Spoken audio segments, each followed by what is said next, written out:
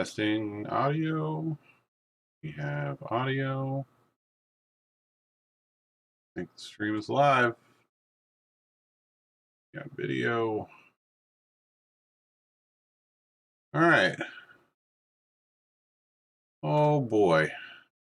All right. I think we're good to go. Let's just check and make sure that the stream catches up at some point.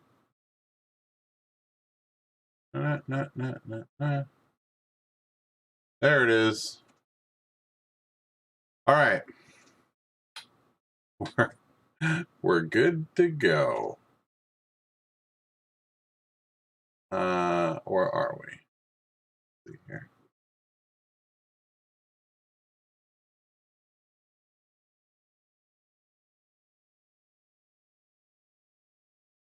Oh, okay. Let me know in the chat if you can hear me all right. I've been having some audio issues, just trying to play music. That's why there's no music going for the stream tonight. I don't know what's going on. My computer, we got a new router. I don't know if my computer doesn't like it or what's going on, but I've been trying to figure it out for the last 20 minutes. I got nothing. So we're just going to go sans music. But, what's up, brother? How we doing?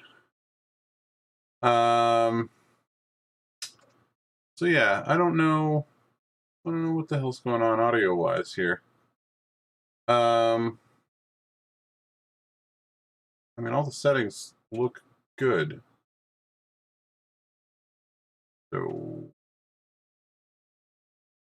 I don't know.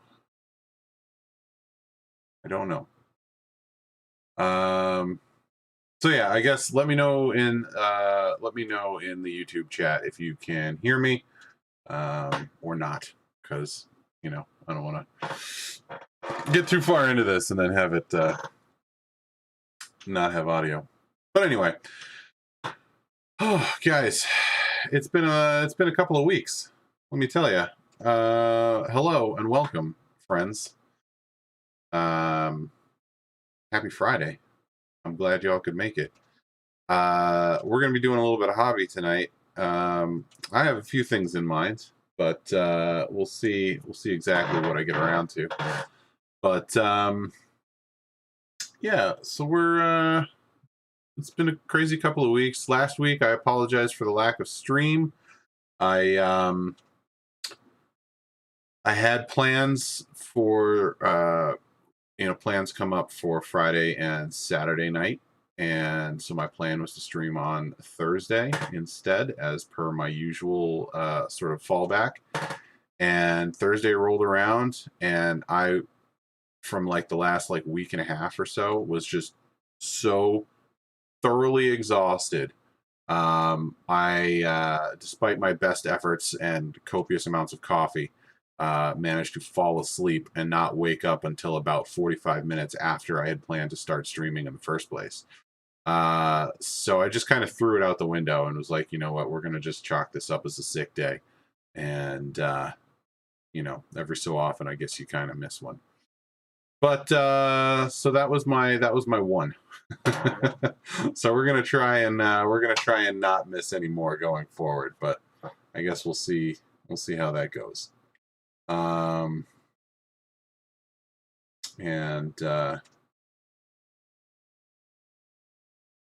Yeah. Getting this thing popping up on YouTube that's telling me the audio stream's current bitrate is 0 and lower than recommended. I don't know if that's again, I see there's somebody watching on YouTube, but I don't know if y'all can hear me. So I don't know what's going on. I've been plagued with technical issues on this computer for the last few weeks running.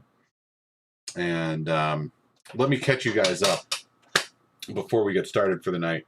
Let me catch you guys up on the ongoing saga that is this computer. So it's as I've mentioned before, it's like a 10, 11-year-old gaming PC, right? Like I've had this thing for ages. And it was like real good when I first built it and had it you know uh, had it built and shipped out. So but that was like 11 years ago, and it's seen better days. The hard drive died a few years back, um, and the hard drive died a few years back, and it's been kind of one thing after another, just kind of failing. I bought another video card because I thought that my computer crashing was due to graphics issues, the graphics card dying and stuff like that. Like I thought maybe it was just like overheating or couldn't handle things anymore and was just on its way out, because my monitors would just crash, and like I could still hear the audio and stuff of whatever was going on in the background, but the monitors would crash. So I bought a new video card, tried to install the new video card, and my computer itself just straight up wouldn't turn on. Which was weird because according to the video card, it should have been 100% compatible with all of the hardware that I had in my computer. So I thought to myself, self says I, why don't we just upgrade this computer like entirely? So I went ahead and ordered a new motherboard, a new CPU, a new RAM. So all of that combined with the new hard drive that I had installed several years ago, as well as the new video card that I had waiting in the wings, basically meant I was getting an entire brand new like internals for this computer, which was awesome. So fast forward a couple of weeks, and I get the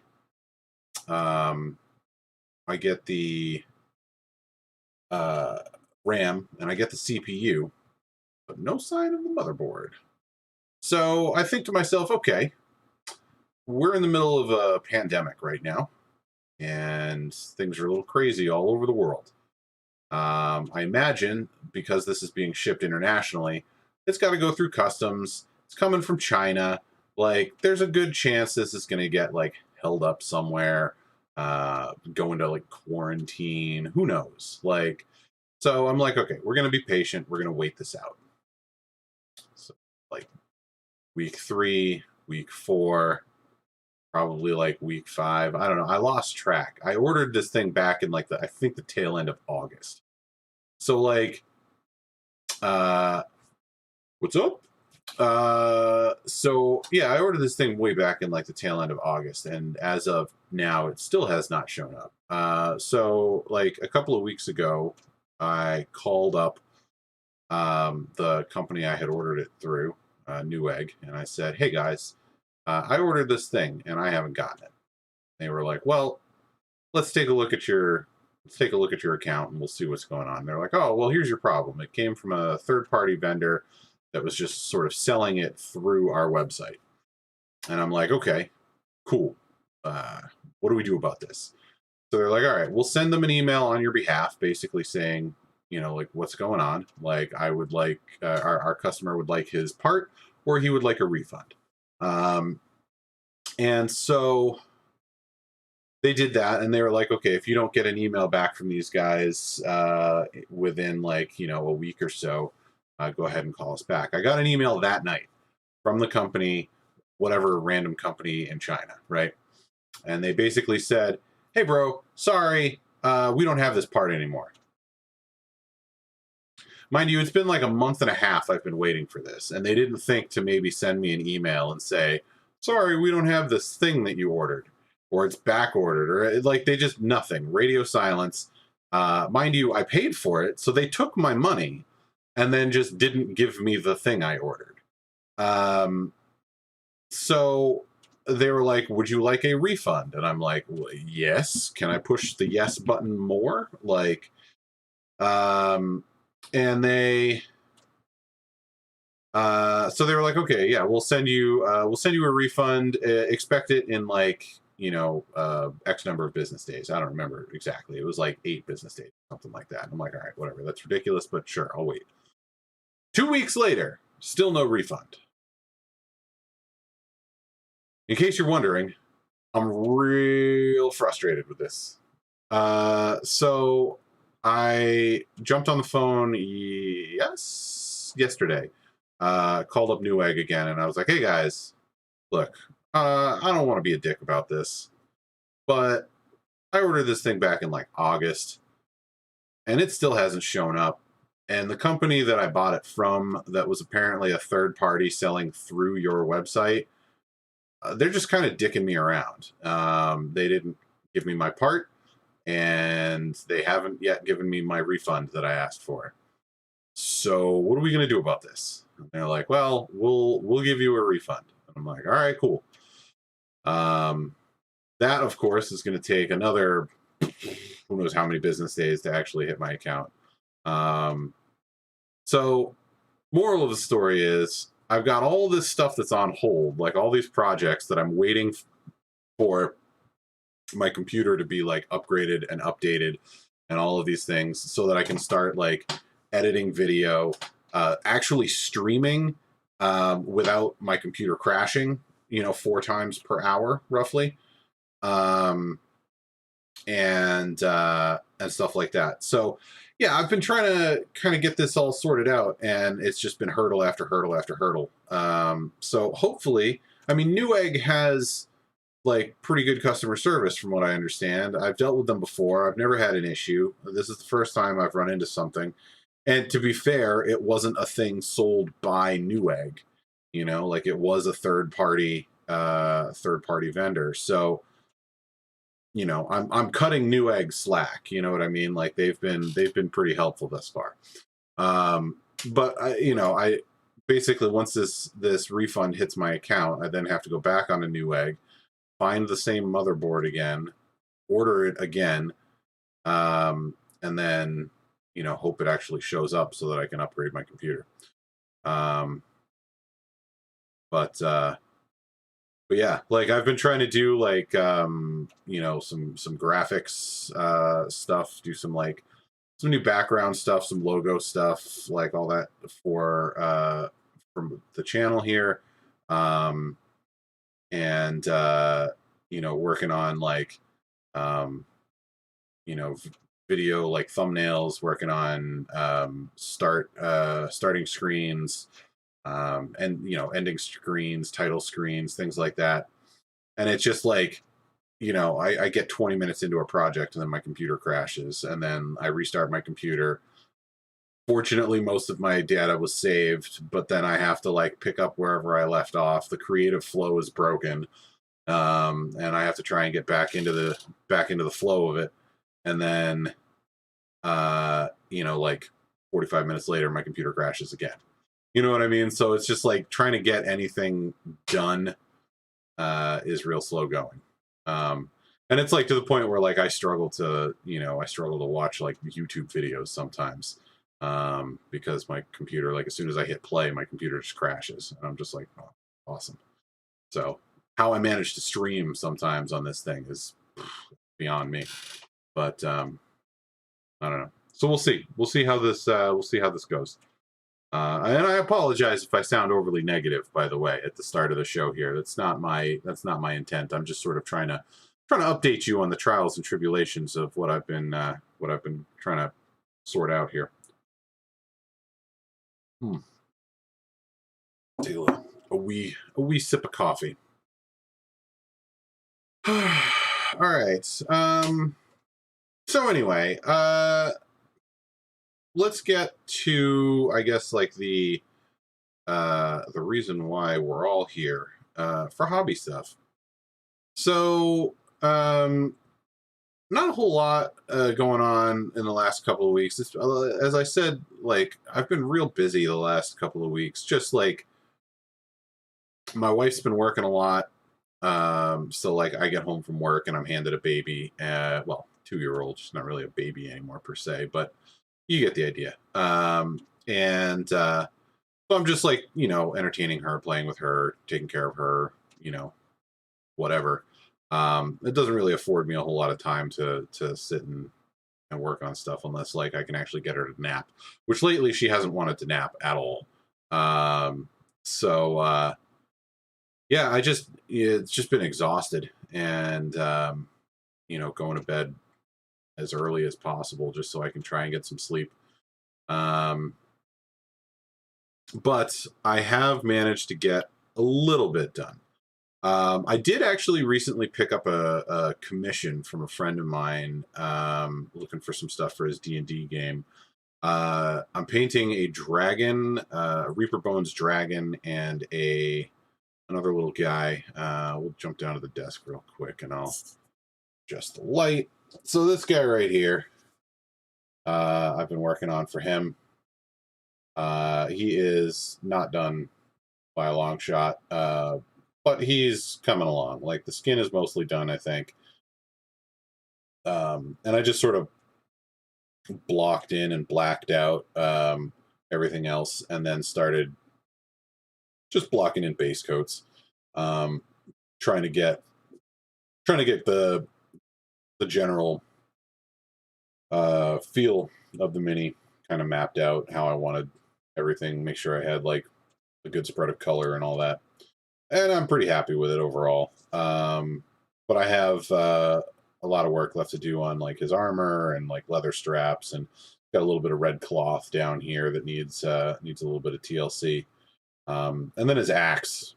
I have some ideas. I don't know how well they're going to work out. I don't know if you can see the detail on that too well, but it's like a monster face. Let's see if I turn it this way. Yeah, there you go. You can see the nose, the fangs, the eyes, the cheekbones. Almost looks like a vampire face or something like that, right? So for his D&D game, he's going to have like an enchantment on the weapon of some kind. This is one of the bosses for his party, and so the guy's going to have like some enchanted weapon. So I'm going to be trying to give his weapon a glow effect of some kind, probably emanating from that face, and then radiating out over the blade. I think that's kind of what I want to do with it. I don't know how it's going to look, but we'll find out. And then, so I've got this guy, and then, as I said, I've got a big Reaper Bones dragon that is currently out in the garage. I had a bit of a mishap when I was priming it, and I got a little frustrated and just kind of put it down and walked away and was like, I'll come back to this. In short, I had just finished putting the last bit of primer on it, and, had built up a decent gradient and stuff like that with some paints to get some pre-shading going. And it was looking good. I liked it. And I went to go clean out my airbrush, and I have another one of these bottles, these like crane neck bottles, right? And I went to go pick it up, and when I did, there was a little bit of fluid in the neck of it here. And so when I picked it up, I must have squeezed it just enough, and it just shot some of that liquid out, splashed it all over the wing of the dragon, and immediately all of the primer I had just laid down with the airbrush started to like bubble up and run off of the dragon's wing. And I got real mad for a second and was just like, all right, I gotta walk away from this one, or things are gonna get ugly. Fortunately, I had already primed the little guy, so I brought him in and was just like, I'll sit down and work on him for a little bit. Okay. So what else? What else have I managed to get accomplished? So a while back, I picked up a pack of Empire Guardsmen, otherwise known as Free Guild Guard, for Age of Sigmar. But they are basically your like bog standard like human troops, like nothing fancy. They're modeled after like, just like random European troops, like state troops or something like that, right? From like Renaissance, or I don't even know what the hell time period they're supposed to be from. They've got cannons and guns, so it's not like medieval. It's more, I think, like late Renaissance maybe. But I'm no historian, so what do I know? But they're cool. Let's put it that way. And so this is for my Cities of Sigmar army, and I started building them. I was particularly happy with this guy. He's got like a couple minor conversions. The shoulder pad here, the skull shoulder pad, is from the Chaos Marauder kit, as is this cloak. which I had to like trim down a little bit to get it to fit flush. But he is the unit champion. These guys, of course, are for my vampires city. They're the human residents of the vampires city. Thus the skull motif spread across the army. Yeah, so they've all got like little bones and skulls around and stuff on their helmets and shields. Like I gave this guy, for instance, like one of the skeleton warrior shields. I didn't use this style on my actual skeleton warriors. I preferred to give them the more like beat up and rusty looking shields and so forth.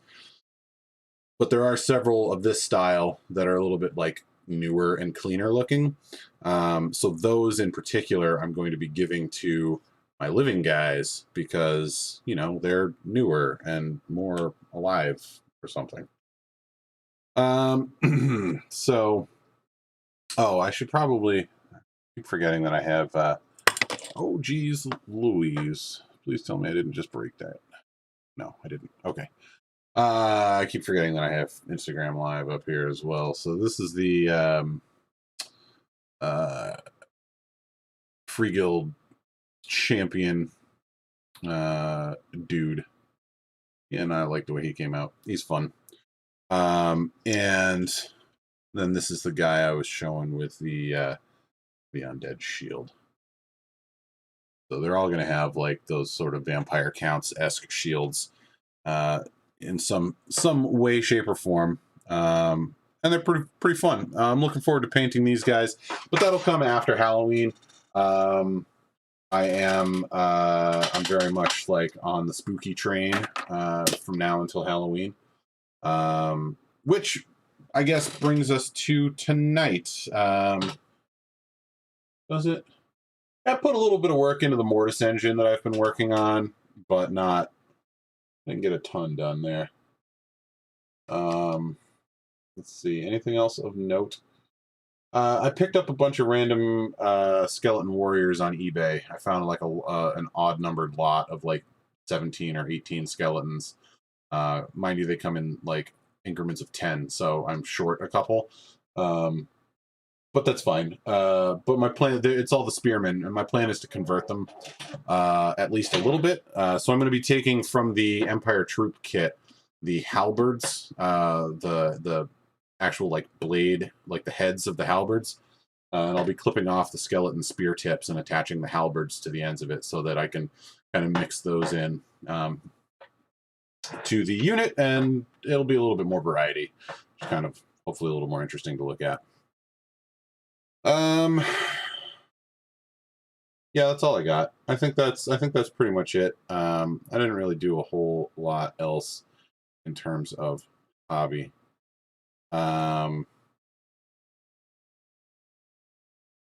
So, okay, tonight, honestly, I think I'm kind of going for like a low-key night tonight. I kind of want to just kind of hang out and chit-chat. So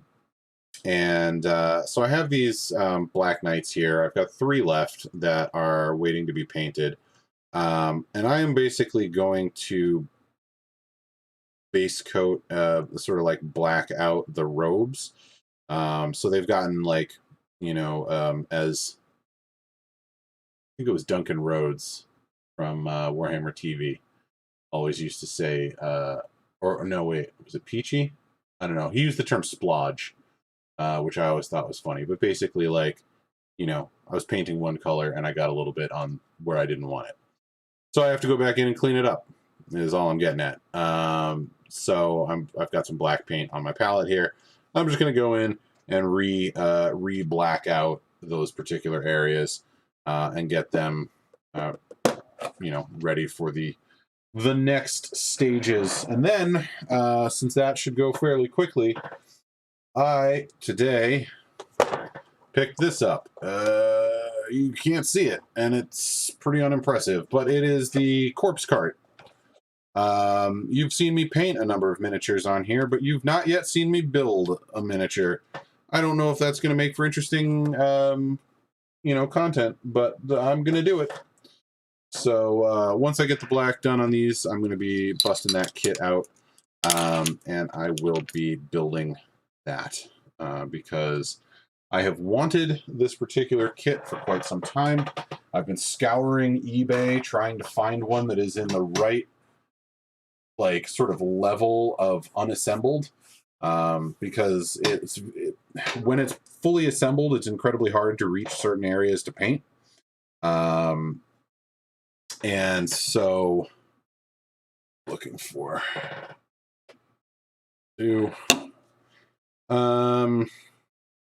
yeah, so some areas are just incredibly difficult to paint once it's assembled. So my plan was to build it in sub-assemblies.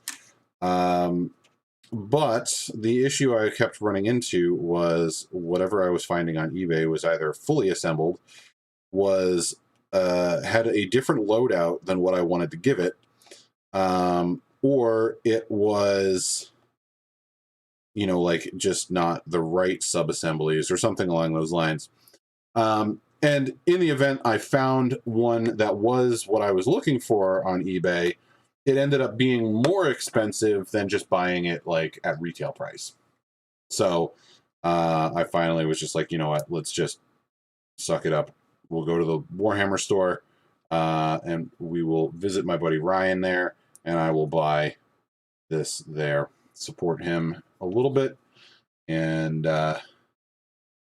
yeah, you know, stuff.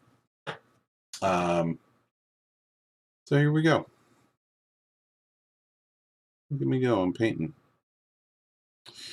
So I hope everyone had a good week, or actually a good couple of weeks. It's been a little bit, and again, I'm sorry for that, but it was fairly unavoidable.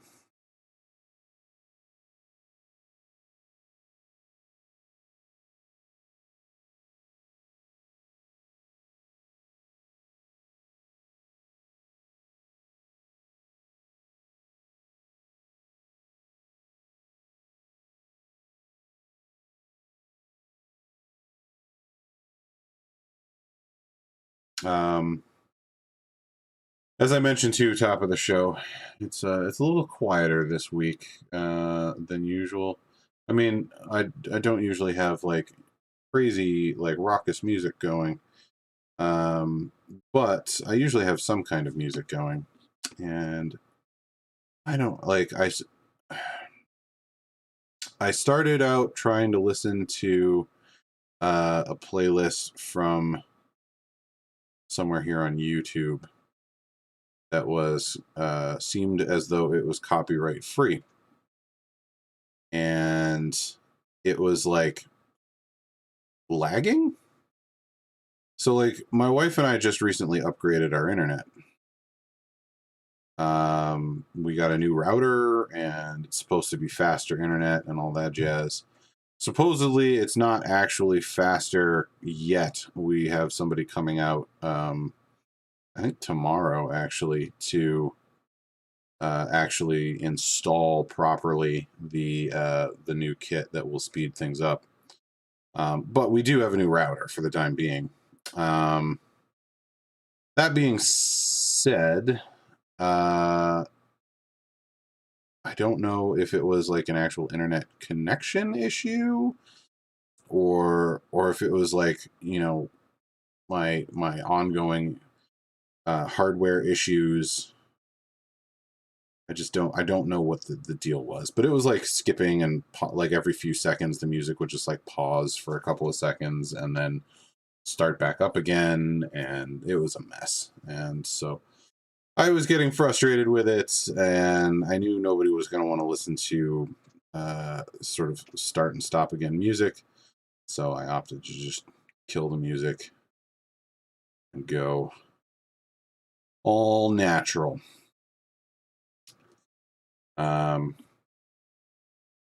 But that being said, unfortunately, I don't have anything to necessarily fill the silence.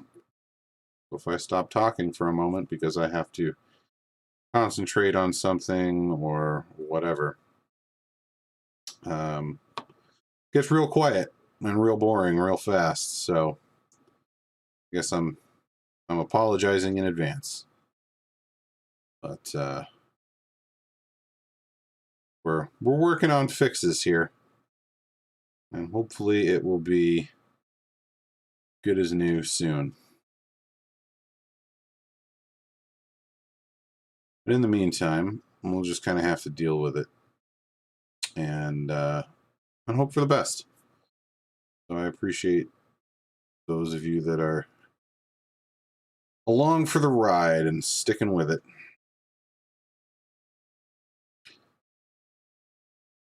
For the record, for anybody watching on Instagram, you should be able to find in my bio on Instagram the link to my YouTube page.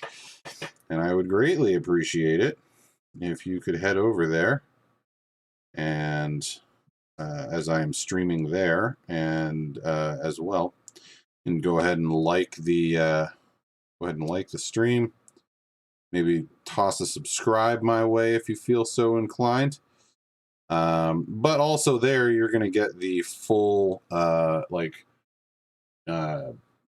desk cam experience. So, and on the days when my computer is actually working properly, and my stream actually has music, you'll hear it on YouTube where you will not on Instagram. So, if you want the full experience, head on over to YouTube.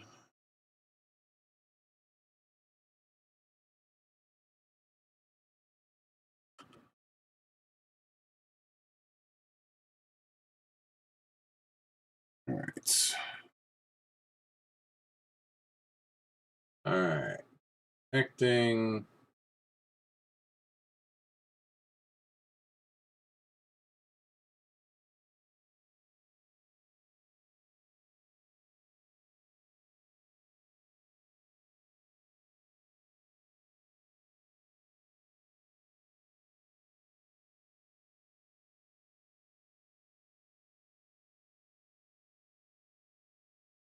Okay. Seems as though I have audio again, streaming. Says we're live. I'm going to go ahead and say we're back on. We're back down to the desk. All right. For those of you on YouTube, my apologies. That is the second week in a row now that I have plugged the YouTube channel on Instagram for two Instagram followers. And, said, hey, for the full experience, head over to my YouTube channel. And then, like 30 seconds later, my computer crashes. So the stream cuts out to the YouTube channel. Like, come on.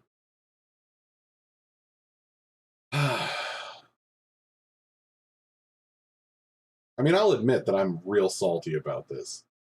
Like, I'm sure it's not like a mystery to anyone either, but like, man, oh man. Salt for days.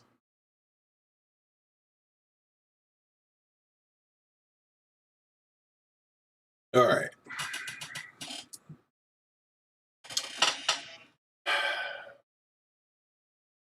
So, my apologies. Once again, there's only so much I can do at this point. I'm going to go ahead and count this guy done for that black robes. Move down the line and tag this guy.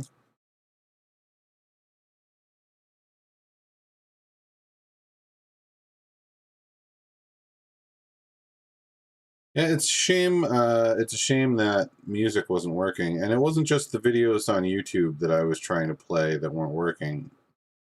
I tried trusty old Spotify, and even that wasn't working on this computer. It was working fine, and this is how I know it's my computer and not my my network, because I was on my laptop listening to I was on my laptop listening to Spotify before I switched over to the PC for streaming. And it was working just fine.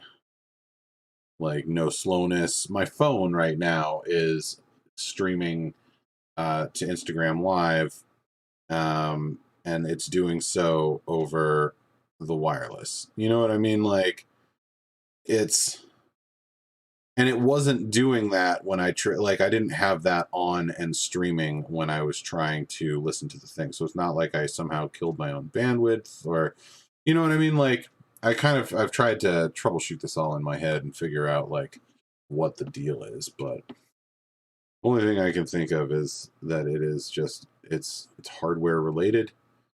And something in my computer is just unhappy. So makes me all the more eager to get my new motherboard in, so I can finally fix this crap.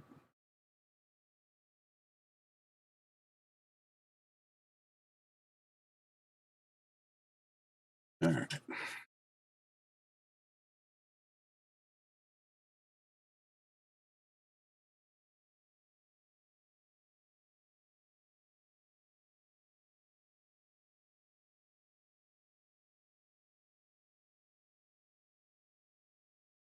I'd found an interesting playlist that was it was all like spooky. It was all instrumental music. It was like essentially like spooky. It was called like vampire music or whatever, but it was like a couple of composers on YouTube had sort of like gotten together and made a bunch of like instrumental, just sort of not ambient, but like, I don't know, maybe just instrumental, atmospheric. That's the word I was looking for. Just like some atmospheric music that was just very dark and brooding and very, very fitting for not just Halloween, but the fact that I'm painting a bunch of skeletons and undead.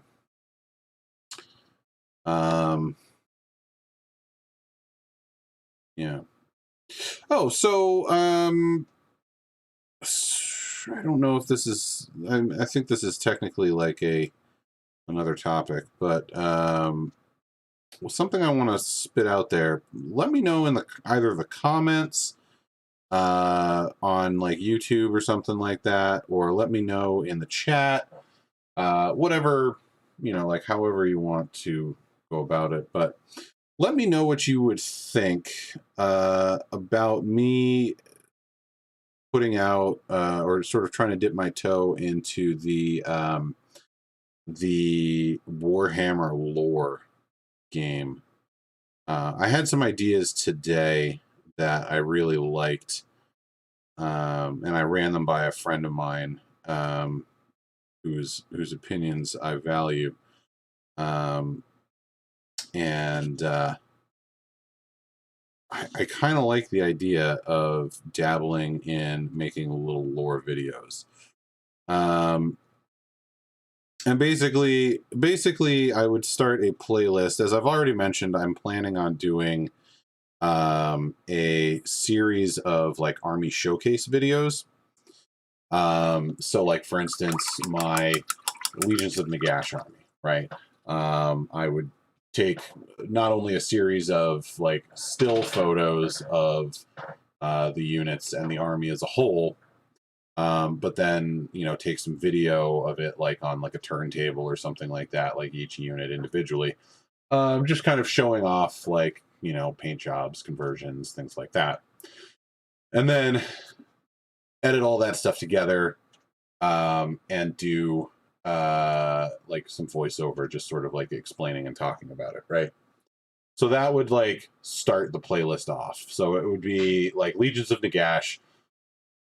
First video in that playlist would be my army showcase, right? And then and then I would basically do, excuse me, the hiccups. And then I would basically do a series of lore videos based around the units in Legions of Nagash, as a whole, as an army. And I would be pulling not only from the Age of Sigmar lore, but also the Warhammer Fantasy Battles and Total War Warhammer lore. So like basically compile all of the like interesting factoids about like say zombies or skeletons or whatever and how they pertain to the Warhammer world. Um, so that's kind of my plan. So like there'd be like a video on zombies, video on skeletons, video on Graveguard, video on Vargeists, you know, just like all the different, you know, Black Knights, vampires, what have you. So that's kind of my plan. I like it. Hopefully you guys will like it as well. But let me know, as I said in the comments of on YouTube and the chat and stuff like that, if that's something that you would enjoy seeing.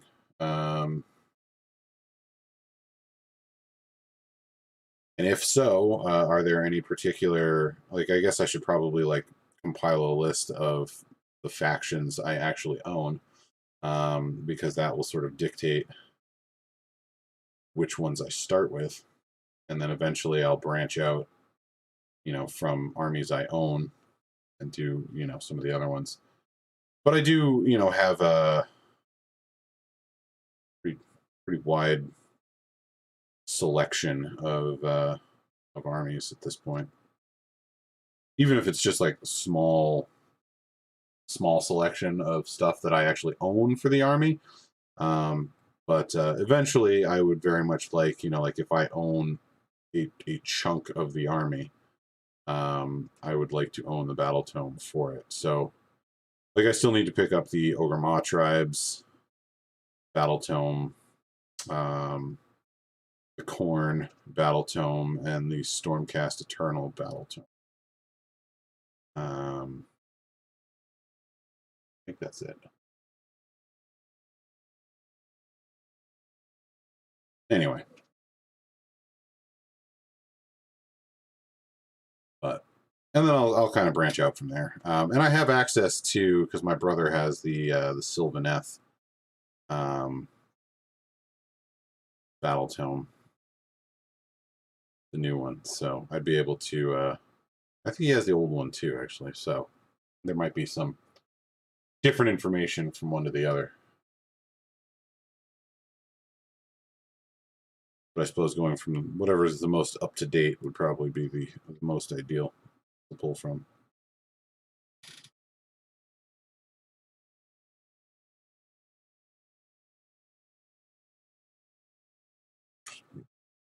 Here, out of my way.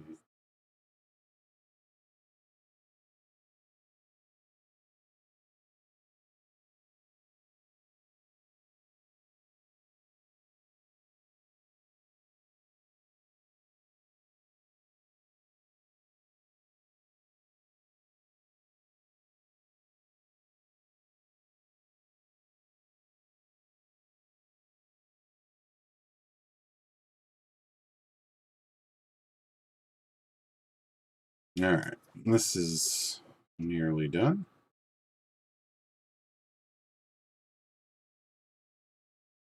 Once these guys are done, I'll give them a once over just to make sure I didn't miss anything that needs to be blacked out. And then I'm going to switch over to building this corpse cart because I want to. And it definitely counts as something spooky. So I'll sort of explain a little bit about it as I work on it, just to kind of give everyone an idea of what's involved here.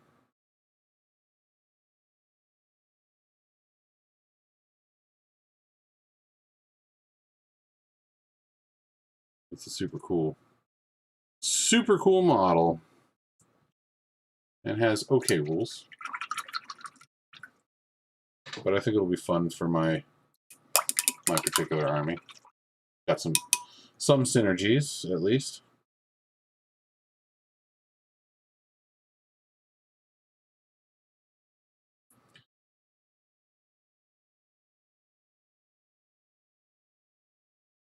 most importantly, it's a fairly cheap unit to field.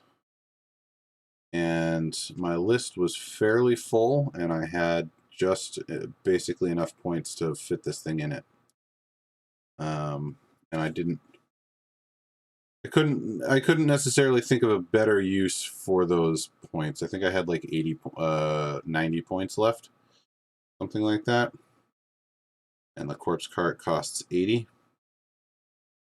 So I still have 10 points left unspent for my army, but that could get me a triumph, potentially. But also, it just like, there's nothing else for the points that I really want, and everything else in the army is kind of set, I think. Like, it's either stuff I have to take for the battalion, or it's stuff that I want to take for one reason or another. So.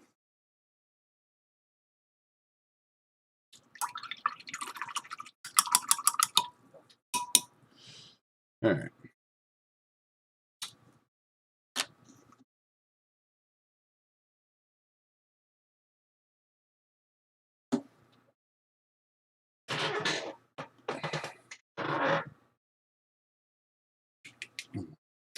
Well, for any of you that are particularly paying attention and astute viewers, you may notice that I have a different chair today. Let me tell you, my backside is ecstatic about it, because my old chair was awful. This actually was my old chair at my painting desk when my... Well, this was my old computer chair. And then when before my daughter was born, when all my hobby stuff and my computer desk and all that stuff got moved upstairs, it went with it. And then when all that stuff came back downstairs, it stayed upstairs in what was now my wife's like sort of aesthetics spa room kind of thing, right? So that being said, the chair had kind of stayed up there, but she moved a chair from it was the bedroom in there, so people have a place to sit and or put their jackets and purses and things like that when she has clients over.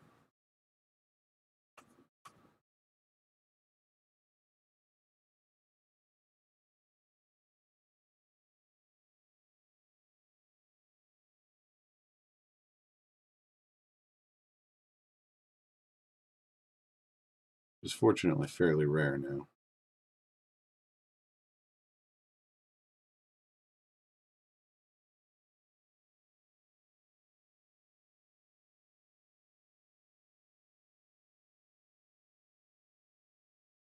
I think you're just about done here, Mr. Knight.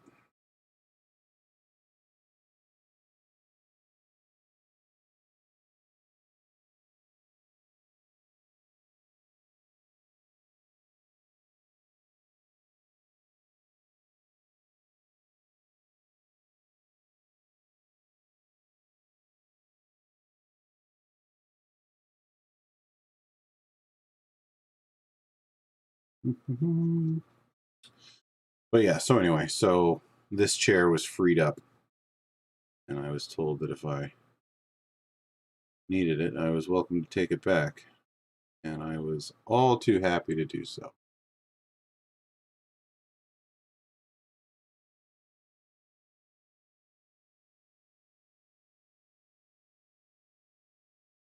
I think, funnily enough, it used to be my wife's chair, and then I sort of appropriated it from her. Never really gave it back. So when she said she needed it, I was like, okay. I am reluctant, but I will give it back.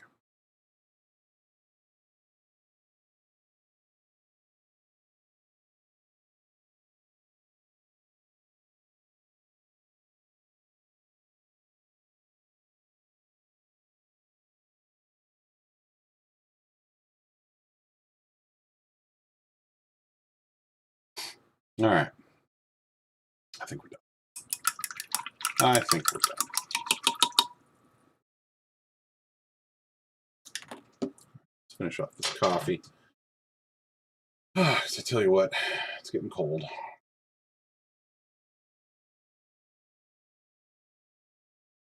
Yep, real cold.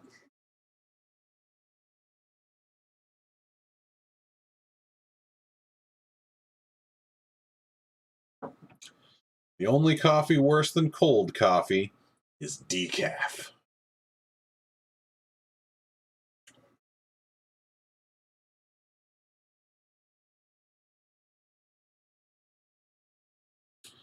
All right, so we're going to move those guys out of the way. And we're going to pop the cover onto our palette. Not going to need that for a bit. And then we're going to switch gears. We're going to get our clippers.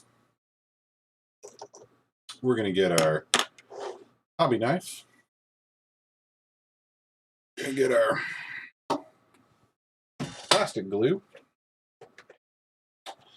And we're going to get our model. So this is, for those that maybe are watching this because they're a friend of mine, or they're new to the hobby and aren't really sure how any of this nonsense works. This is how the models come. They come on a sprue, a bunch of different parts. And then from here we clip, clean, and assemble. And I will flash these up at Instagram. Bang! Corpse cart, baby. So I've got here my trusty instructions, which are very old and so very poor. But we'll make do. If I can build IKEA furniture, I can figure this out. Their instructions are not much different.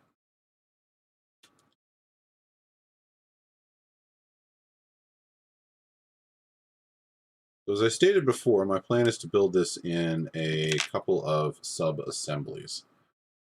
So let me show you roughly what this will look like. Something along those lines there.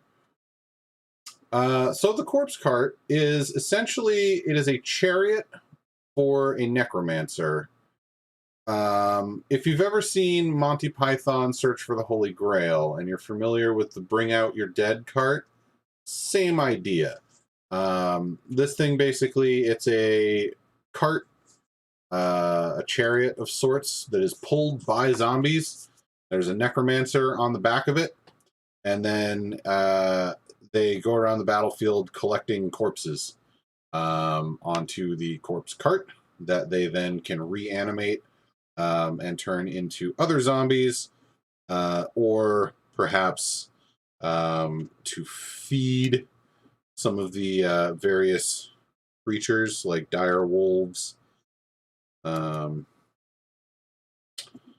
so on and so forth. So I have used my trusty nippers here to clip out these couple of pieces from the sprue.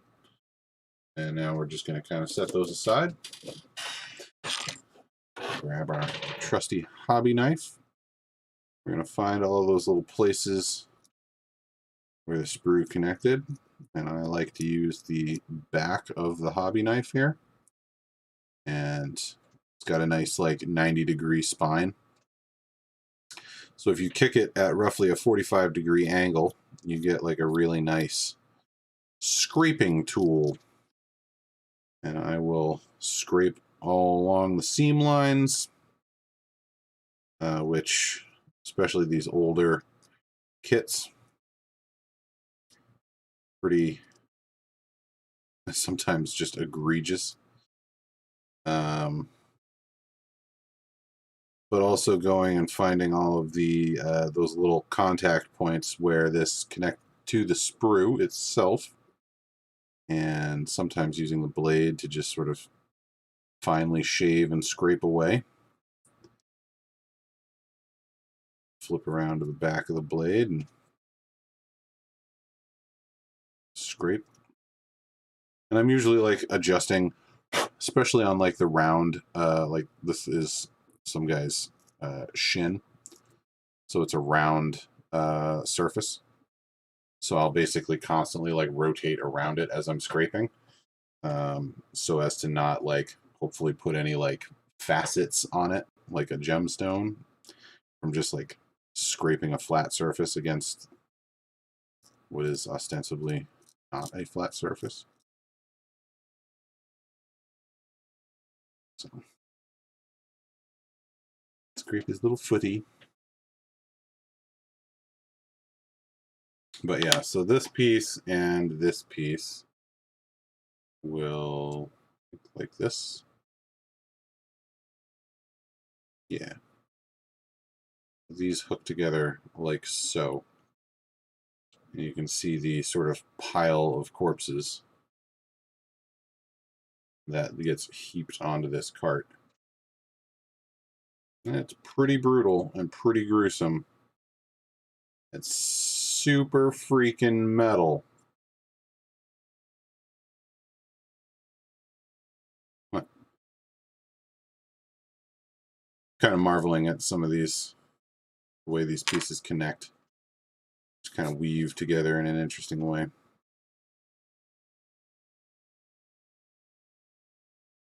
So we're just kind of monitoring, looking for, I think I got most of those contact points on this piece.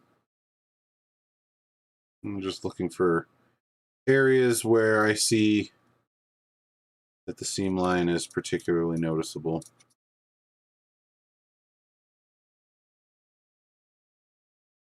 And just scrape it off.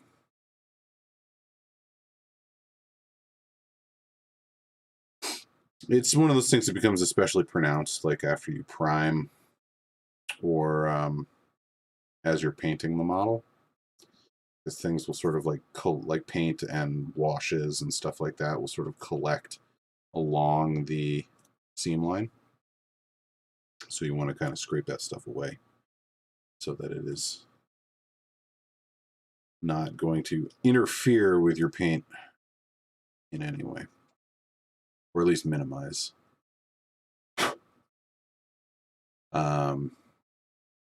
So yeah, so like I said, the corpse cart is, it is so in game, OBS, start streaming, Chrome, restore pages.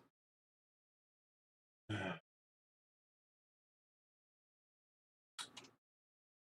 if we can't get back in here. All right. Looks as though back.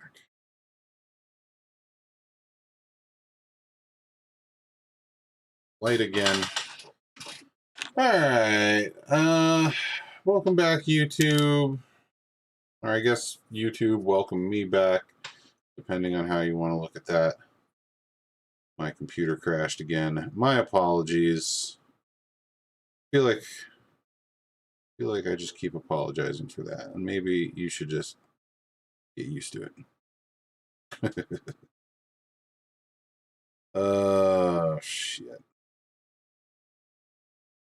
All right, so we are getting ready to glue our first two pieces of this corpse cart together. We have applied the plastic cement to the correct areas. Some on the opposite little piece.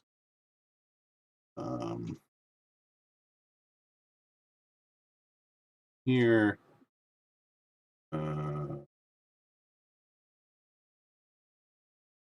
Here. That is right there. Looks good. Okay, cool. Those all look like contact points. I'm going to spin this around. Hope for the best. And here we go. Maneuvering to align these pieces correctly, but once they're together, glues up pretty easily. All right, so now we have a giant mass of bodies.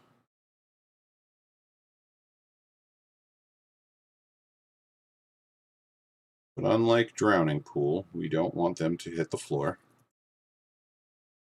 We want them whisked away on a corpse cart so that we can feed our hungry direwolves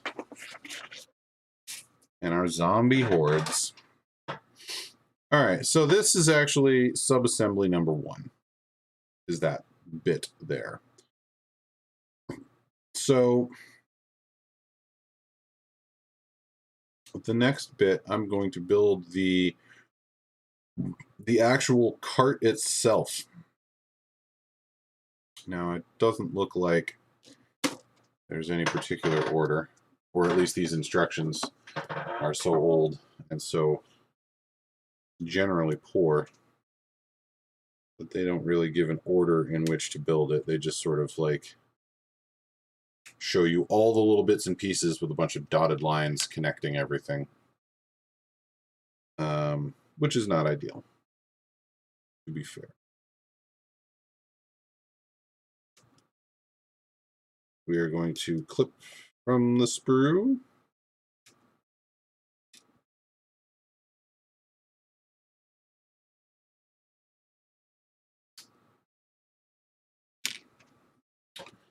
Try and get some of this on camera.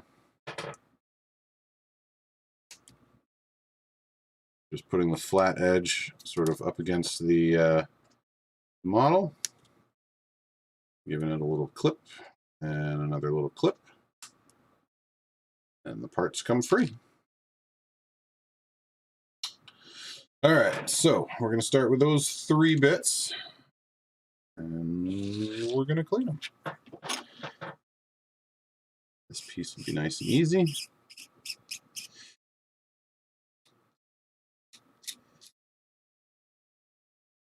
does get kind of messy at times because you're shaving little bits of plastic off. I will, when I'm not doing this on camera, and apparently I'm doing it now anyway, so even when I am on camera, oftentimes I'll scrape for a bit, and then you end up with like these little plastic shavings on my knife, and I'll just like wipe them on my pant leg. And then I'll go to get up at the end of a session of building and cleaning, and I just have tiny little plastic shavings all over. So since I'm down in the downstairs, we live in a split level ranch, I make my way to the door where the door to the garage, and I step out into the garage and I dust myself off.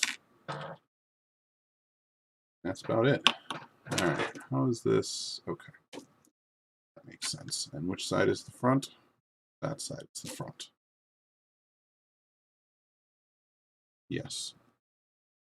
And this connects under here. Oh, okay. That goes like that? Yes.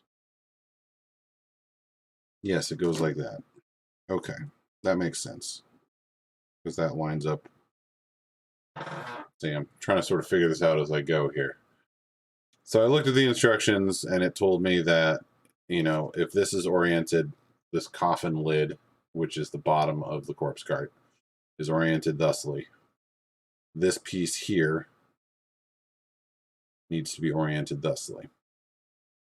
And underneath, the ribs here line up with the planks underneath it. So I'm just sort of assuming that that is how that all goes together. I will not be gluing this yet, as I still have to clean up this piece here. And actually, all in between these uprights, this is all bits of sprue and flashing that needs to come off from the molding process. These little channels that allow the plastic to evenly distribute throughout the entire mold. In case you were ever wondering what the sprue is and why. These are injection molded plastic. So they get the mold, and it's basically hollow on the inside, I assume in 2 halves. And then they squeeze plastic into it, or inject it, thus the name. And in order to make sure that it fills the mold entirely and properly, without any sort of like air bubbles or the like, the sprue is designed so that, like, if you take this piece, all these little channels here are where the plastic flows in and fills up the void where the pieces are. Some fancy shit.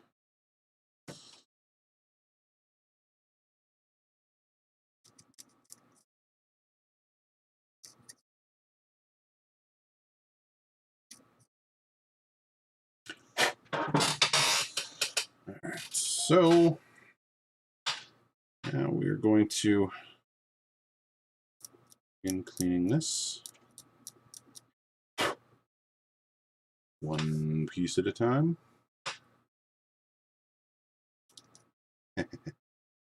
That reminds me of a Johnny Cash song.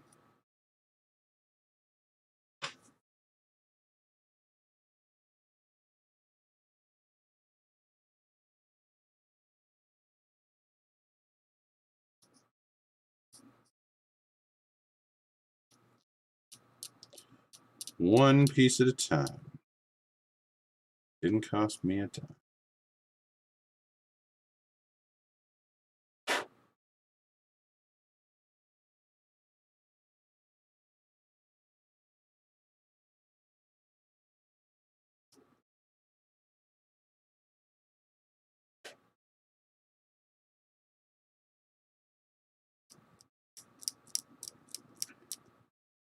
I'm not even anywhere on camera. Let's see if I can adjust myself. But fix that. Oh. Slide a little closer. Find a better place to rest my arms. That I can be, hopefully, in shot a little better.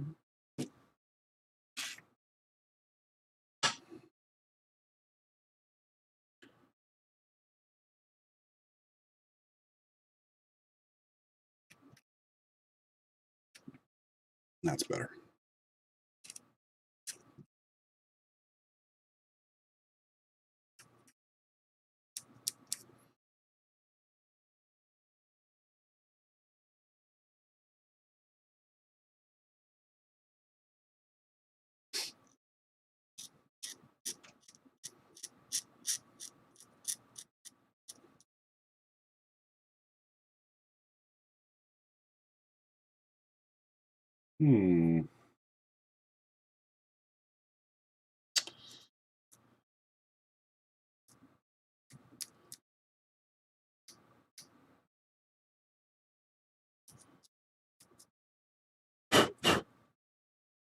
Yep.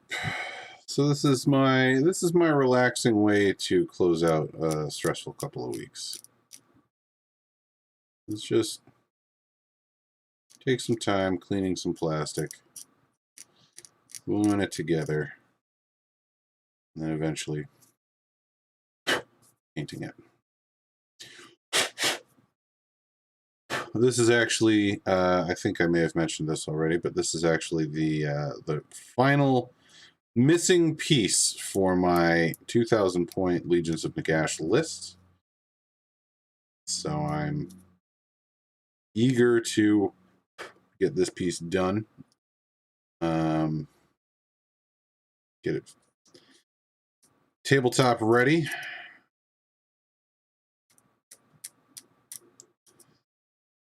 I'm trying to decide when it comes to these all these corpses and zombies and such, like just how I want to go about painting them. Haven't necessarily picked out the color schemes yet.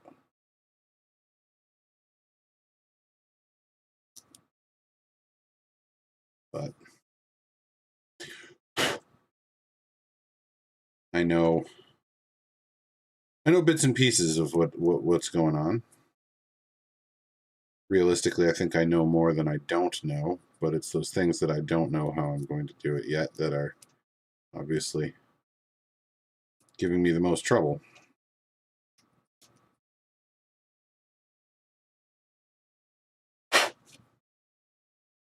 All right.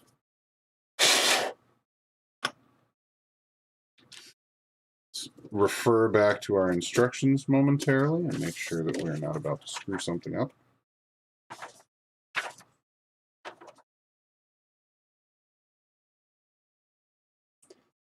Boy, really are not great instructions, I tell you what. All right, so this was the piece I was cleaning. Looks pretty good. We're going to go ahead and glue this to the underside. We will apply the glue to this piece. Run it along here. And then along this side. Okay. So this way. And attaches here.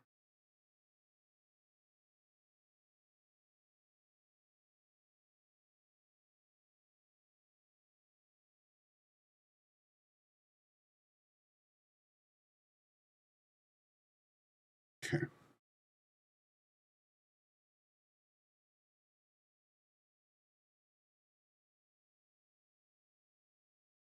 Try and center those ribs on the sort of cross struts on the bottom.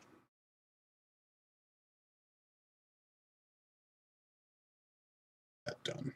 All right, so that's one bit. This other piece cleaned up.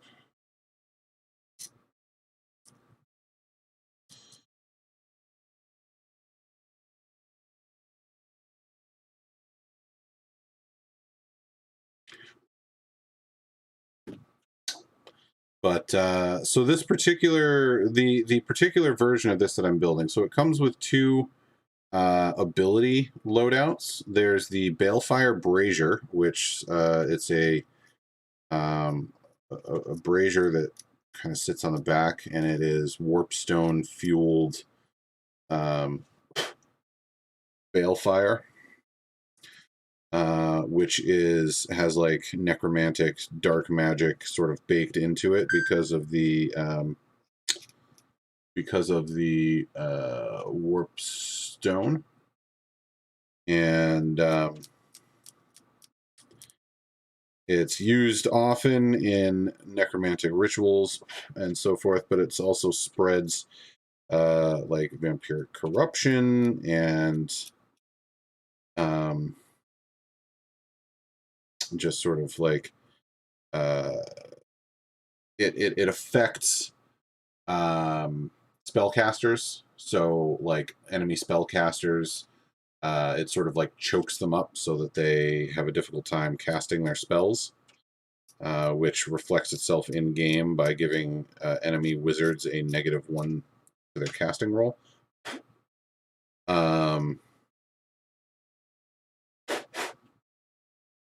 And so that is, so it debuffs that particular loadout, will debuff the enemy team. The loadout I am going for is and part of the reason that I'm making the decision to take the loadout that I am is I like the idea of debuffs. I like the idea of having an army that just pumps out debuffs. So like you go in with this awesome army, and just by being in proximity to your opponent, you just get worse. I know that probably doesn't sound like fun, but like considering that the army is like undead necromancers, things like that, like the sort of essence of that is like this sort of entropy draining the life away from things, and so it's like very kind of on brand for the army as a whole. And I like when things play the way you think they will. You know what I mean? Like, I think that makes sense. But so that being said, I like that setup, but from a gameplay perspective, sort of at the same time, I think it's like a eight to maybe 12-inch radius on that -1 to cast. So it's fairly easy, especially given the size of the board on which you play this game. It's fairly easy to keep your casters outside of that bubble, which means that a big chunk of the reason you're taking this is just negated based on the positioning of your enemy. Now, I guess in theory, that also means that you, in effect, are dictating some of where they can go and where they can't go. I mean, you know, it's just a penalty to cast. So, I mean, it's not the end of the world if they do go within that radius. But it's, still a deterrent, let's say, right? Whereas the other loadout, the Unholy Lodestone, which is the one that I will be aiming for, it's basically like on this model in particular, it's a bell, and as the cart rolls around the battlefield and the bell sort of like chimes and it absorbs, as opposed to the Balefire Brazier, which sort of radiates dark magic and fell energies, the bell sort of absorbs it, and then as it's like chiming, it's sort of like unleashing some of that as well. And what it does is it basically gives friendly wizards within the same radius a +1 to cast. So it's either going to debuff your opponent in their casting, or it's going to buff your casting. And I feel like it's easier to keep one of my it's more reliable, let's say, and I can count on its benefits more if I'm keeping my wizards, my casters, my necromancers sort of within that bubble, so that they're always at like a +1 to cast. At least that's the idea. Now, I haven't gotten to this part of the build yet. I don't think I have magnets that are small enough.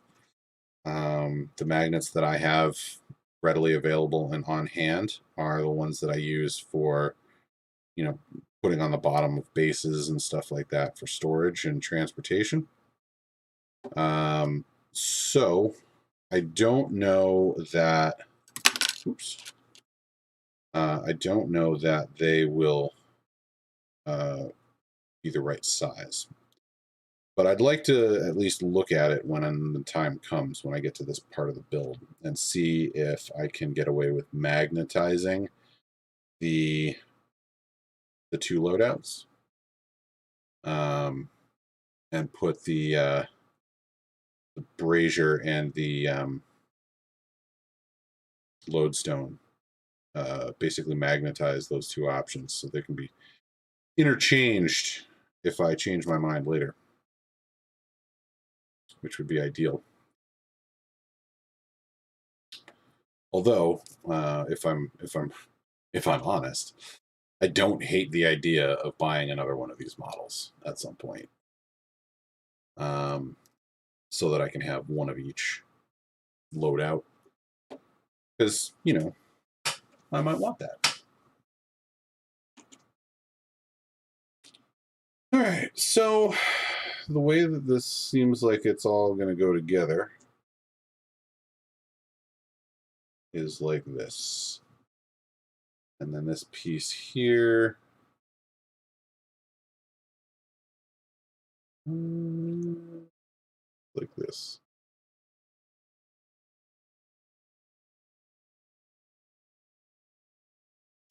Come on. Is that right? There it is. I'm going to find like that right sort of angle to drop it in.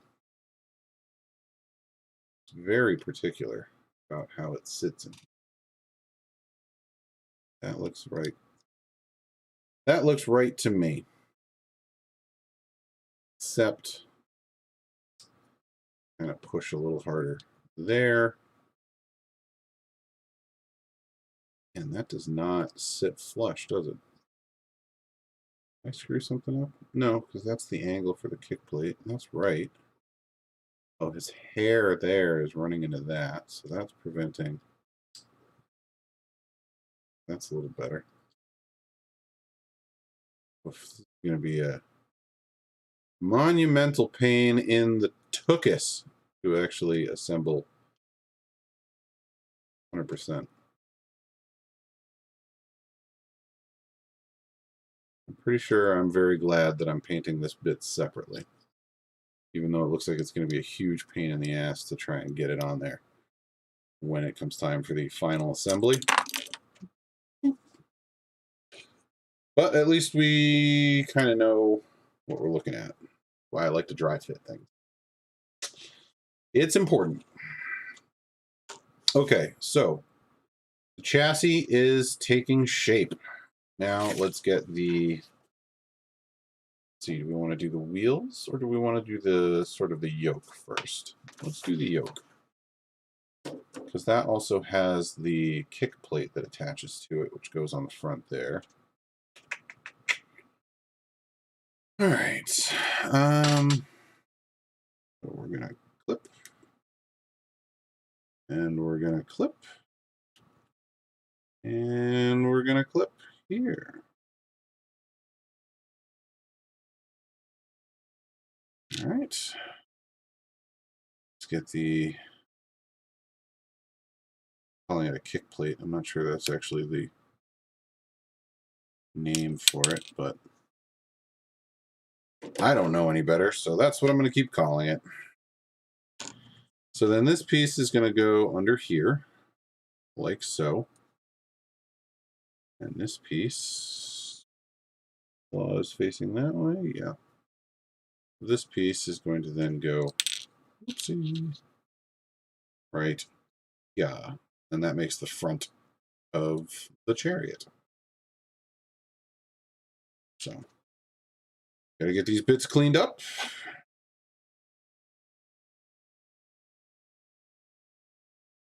I don't think that won't take too long.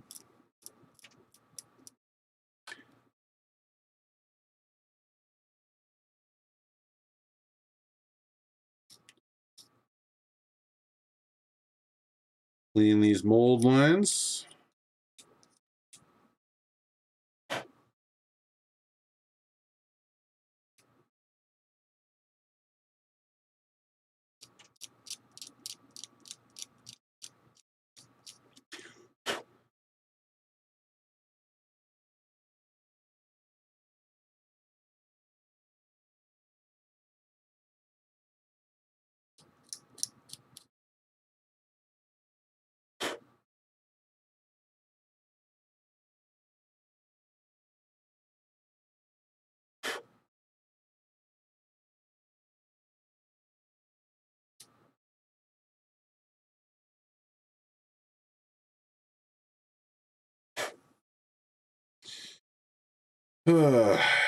Yep.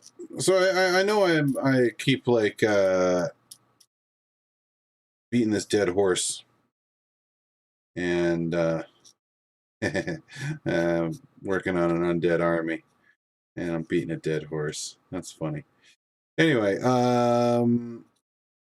yeah, I know I sound like a broken record, but I'm super looking forward to getting this motherboard and getting my computer like actually fixed, because so many of my plans for this channel hinge on me actually being able to like record and edit videos, obviously, because it's a YouTube channel, and that's kind of what you do there, is you put out videos, and if you can't edit said videos, oof, it's going to be rough. Okay, this piece is cleaned. Apply our glue here.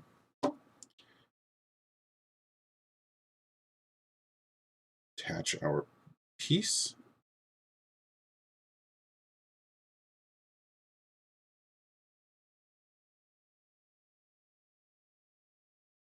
That sit. Secure. All right, and while that's curing up, we can clean the next piece.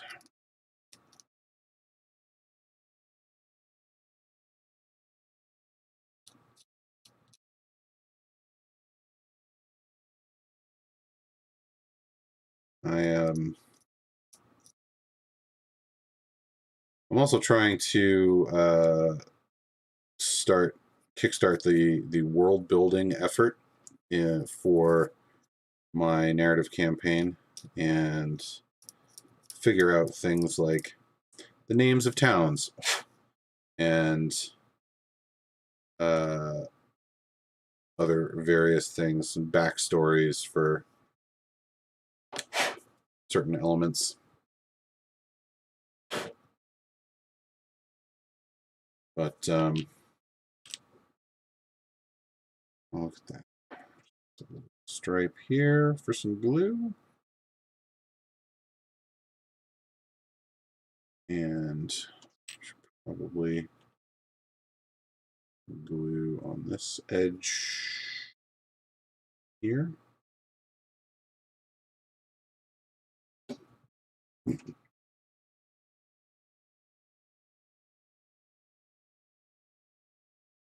Keep that in place like so.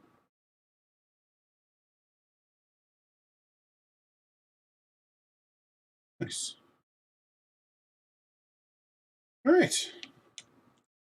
It's taking shape, folks. It's coming along. You got the corpses, got the sort of the chassis, if you will, of the cart itself. Let's get the axle and the wheels going. That seems like a next logical step to me. There's the axle. So they have, because this is, as I have said a couple of times, an old model, an old sculpt. They've come a long ways in terms of their instructions. Nowadays, when you get their models, they come numbered. So like on the sprue itself, each part has a corresponding number, and then the instructions tell you exactly what piece corresponds with what number, and gives you like an order of operations. So like put these two pieces together first, then attach this here, and so on and so forth. So the build instructions are much clearer now than they were back in these days. This is I legitimately don't know how many pieces are in this kit. I don't know if it says anywhere around here. But there's a lot of pieces, put it that way. And there are 3 pictures showing how to put it together. So, yeah. like I said, it's kind of like IKEA furniture in a way.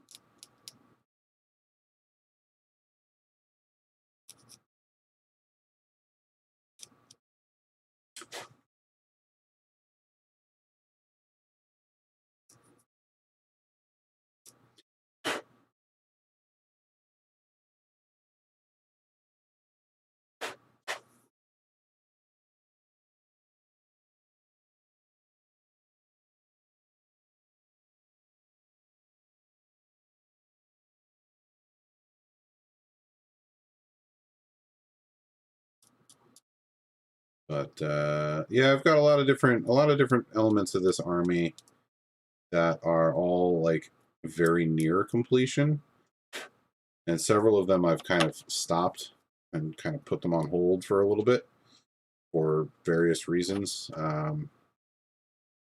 One of which being the Mortis engine, which is like so close to being done. But I've paused on it temporarily. And it's basically because of the, you know what I'm going to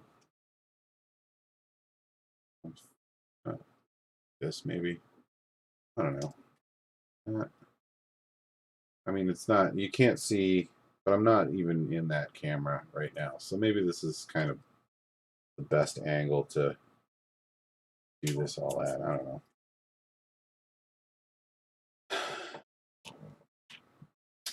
Anyway, what the hell was I saying?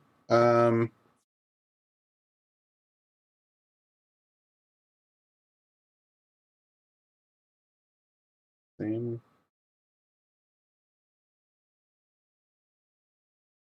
Matter which direction this faces? Looks as though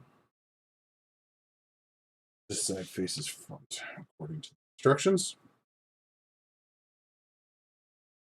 We're going to apply our glue to the place where the glue needs applying.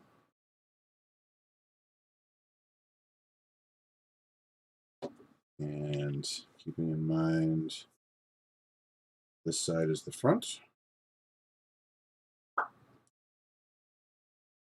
Pop that piece right into place. Now our chariot has an axle.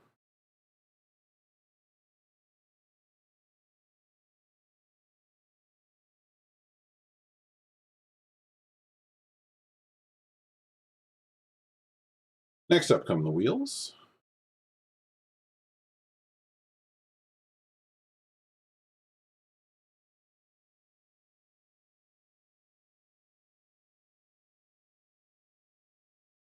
I figure it makes sense to follow up the axle with the things attached to the axle.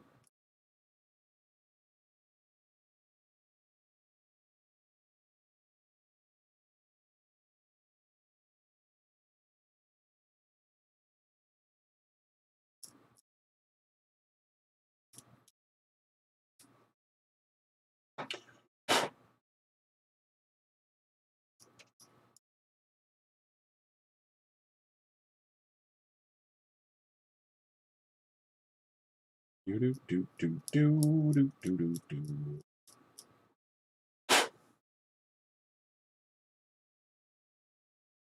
This is an odd sort of random thing to come out with, but I've been listening to a lot of Iron Maiden lately. No particular reason.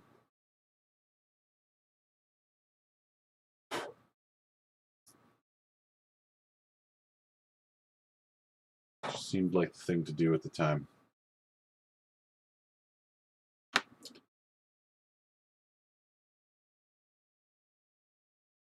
Alright.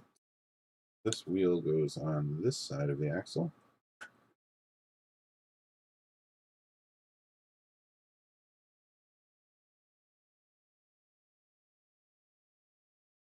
I think, just to play it safe, I'm going to glue tack the wheels onto the axle. not going to glue them because I may want to adjust the final position of them for gluing. Speak from experience. I've come to that conclusion before. Sometimes you glue something in place only to realize, oh, it is ever so slightly askew and off when this model was all 100% put together. I'm going to wait until, because I don't know if the, so I guess on this wheel in particular it doesn't matter, but on that other one it does.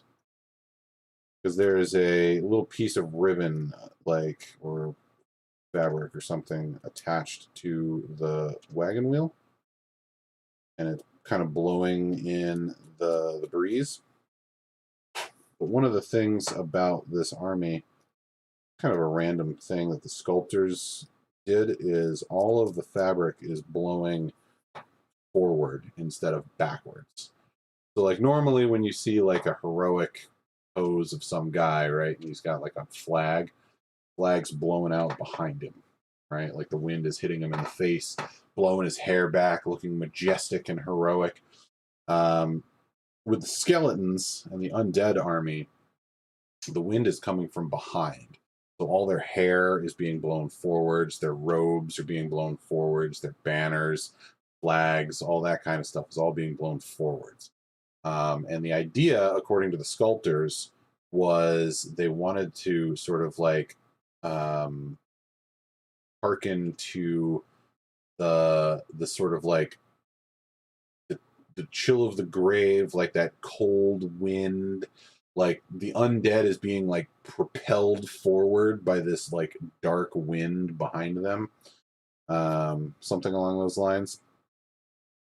And I just thought that was a particularly interesting little tidbit. But if I switch back to the desk cam, adjust my lighting once again, you can see that on this wheel, right here, there's some fabric.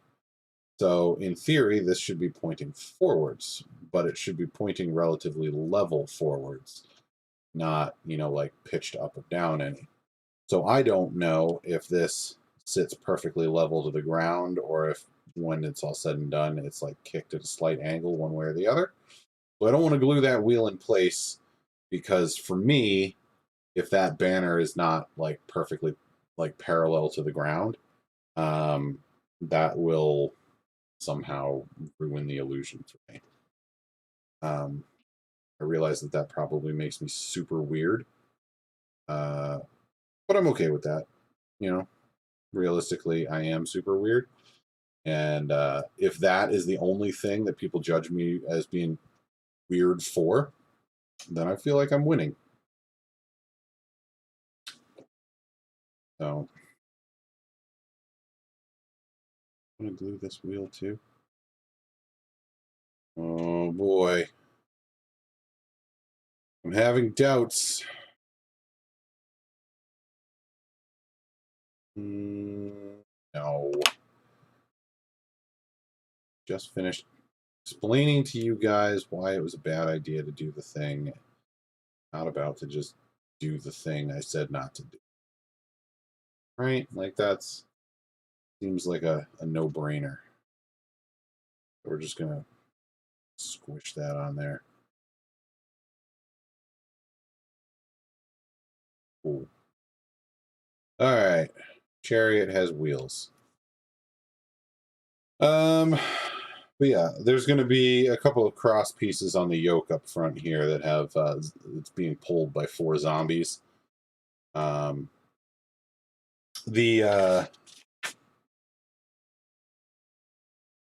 I guess you can see it here.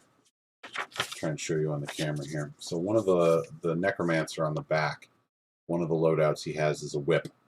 So he's just like cracking the whip at the zombies, like driving them forward, right? Which is cool. Like, I like it. Now each of these has their own like weapon profile, so each of these is like, oh, excuse me, like a little better or worse in combat. But the other option is this one here, which is the goad, and it's basically a big pitchfork with a corpse on the end of it. So think about it like a carrot on a stick for a horse.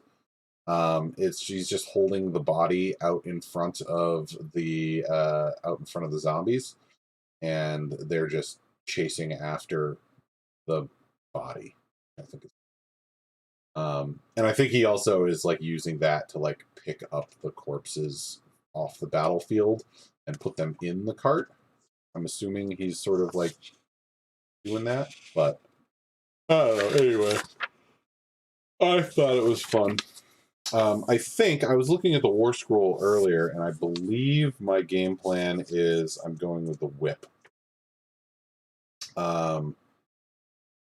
The goad has a slightly more reach. I think it's like a 2-inch reach, whereas the whip is only a 1-inch reach, but you get an extra attack. So I think it's 3 attacks with the whip versus 2 attacks with the goad. And the attack profile itself is otherwise exactly the same. I think it was like 4 up, no rend, 1 damage. Right? So it's not impressive either way. But I think excuse me. I think I would rather have that extra attack. Maybe? I don't know. Like, it's not really a combat piece. I'm not looking to like throw it into combat with anything. So I'm not really sure. Yeah, I don't know. Like my plan, like I would probably end up like trying to bubble wrap it with something. Whether it was zombies or skeletons or something like that. Zombies would be the most beneficial because they gain extra benefits by being near a corpse cart. So if I have some like a unit of zombies that is basically like bubble wrapping the corpse cart, if anything tries to charge the corpse cart to like kill it so that I no longer get the buff, then whatever. The zombies will eat the charge, and if he has the goad, he can attack over the top of them and help put out a little bit more damage that way. But still, only doing like 2 attacks at like a 4 up, like that just doesn't seem like it's going to be that good. Like I feel like having that 3rd attack will greatly increase the chances of at least getting some damage out as opposed to just whiffing. So I don't know. We'll see. We shall see.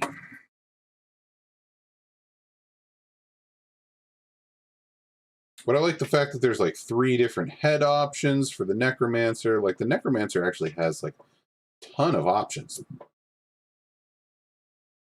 which is, I mean, interesting to say the least.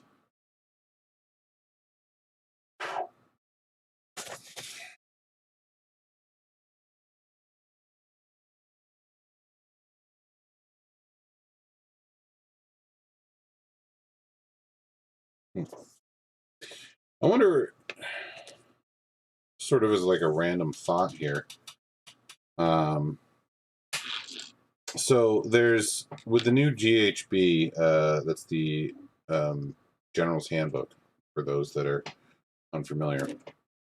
But with the new edition of that, 2020, there was the Anvil of Apotheosis, which is basically like a hero character generator, which is a neat little addition, to say the least. But one of the things that you can do is pick like a mount option for your hero. And I wonder, I mean, I guess there's no reason you couldn't do it. Oh, shit, just dropped a piece. Where'd you go? there somewhere. I heard you hit the paper.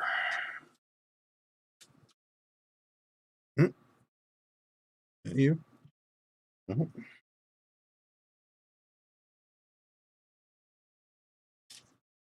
Ah, gotcha. Anywho, what was I saying? Oh, yeah. I wonder if you could, like, if I wanted to make, like, an undead hero of some kind, if I could convert the corpse cart, like, maybe not put the pile of corpses on the back of it, and instead put, like a larger, more sort of, like, ominous-looking hero, and keep the necromancer off. And, like, make this thing essentially his mount, and have it, like, actually be like a chariot that, like, carries him around the battlefield. Like, I feel like that could be pretty cool, actually. I don't know. I'll have to check the rules and see if that's, like, seems even vaguely plausible. I like it. Let's put it that way. I like it enough that I might just do it anyway, as, like, a fun little conversion. Oh, actually, speaking of, this would be like a prime example of the kind of thing I'm talking about in terms of the heroes. So this guy here used to be a Stormcast Liberator, and I have since turned him into my on-foot Vampire Lord. So I basically set about with my trusty hobby knife here, shaving off all of the Sigmar iconography, so all the lightning bolts and the hammers and stuff like that. So he's basically just got like a generic suit of armor at this point. The one thing I haven't done that I still plan to do is attach a skull over his belt buckle right here. So that is something I still need to do. And then my other plan was to run some very thin twine or string like through the eye sockets of the skull and just like wrap it around the shield a couple of times, just to give it like the illusion that the skull was like strapped on with some rope and just kind of tied on. But this is the head from the Vampire Lord on Zombie Dragon. And then it's just like a stock Liberator body. This sword is, I think it's like a Liberator sword. The hilt of the sword is actually like a femur bone that I think I got from like the Ghouls kit, maybe. The cloak is from the Chaos Marauders. I love that cloak. I use it on like all kinds of different stuff. But anyway, like just imagine if this guy, you know, he's just kind of blue tacked onto this base. So if we pull him off real quick, like just imagine if this guy was in the chariot, just kind of surfing along, getting pulled around by some zombies.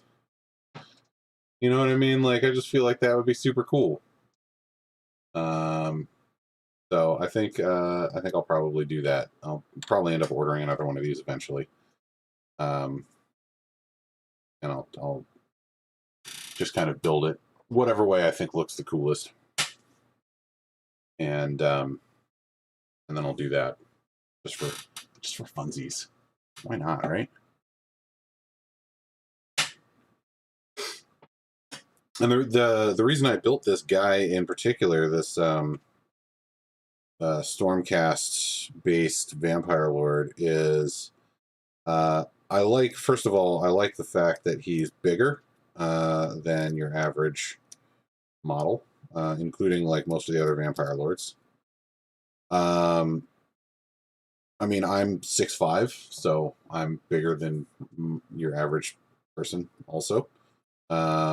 And there's definitely like a large part of this hobby that is like, you know, sort of inserting yourself into your army, like either as your general typically or some other hero maybe. But the the original sort of like idea, kernel of inspiration behind this army was Wrath of the Lich King.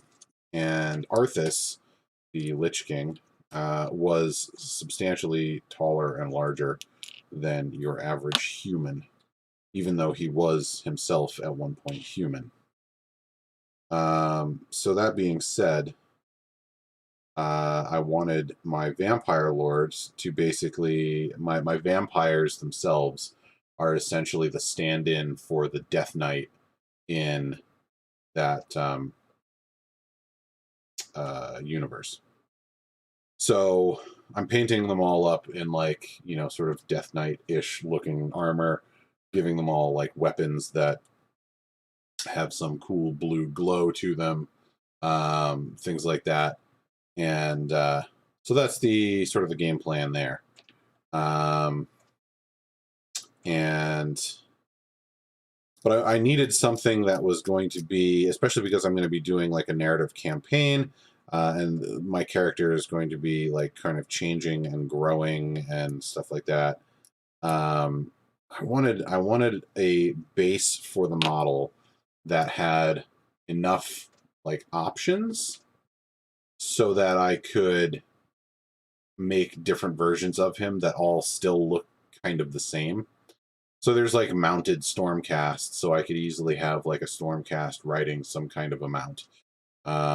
There's, you know, plenty of Stormcast with various weapon types, things like that, you know. So that's one of the reasons that I picked the Stormcast as a base for it. Was I felt like it had a lot of options that went with it for like expandability. And so at least for my main character, like general of the army, that kind of thing, I'm gonna probably be using him as that. So, and that's just again so that I can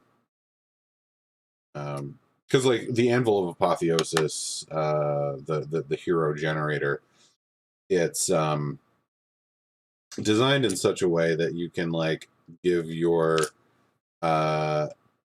hero different, like you can give him different mounts.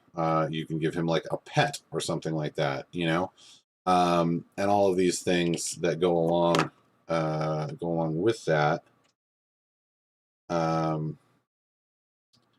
So I'd like to have like a character that I can do things with that sort of represent those different things. So I don't know. That's really all I have to say about that. Starting to talk myself in circles a little bit there. How many ways can you say the same thing while still not really saying anything?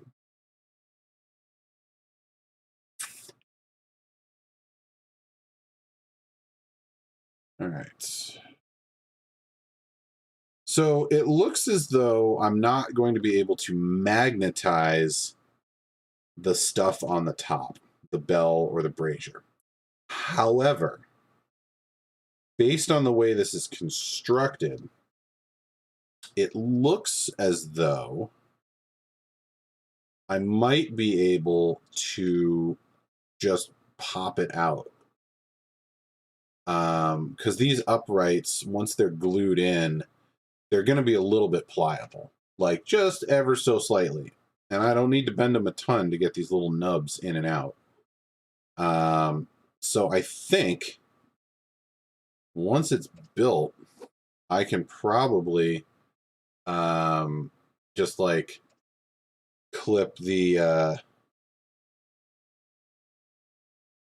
just kind of like manually open it up and just pop it in and out. Gently, of course, but still, it seems like a viable option. Oops. dropping more stuff. That way.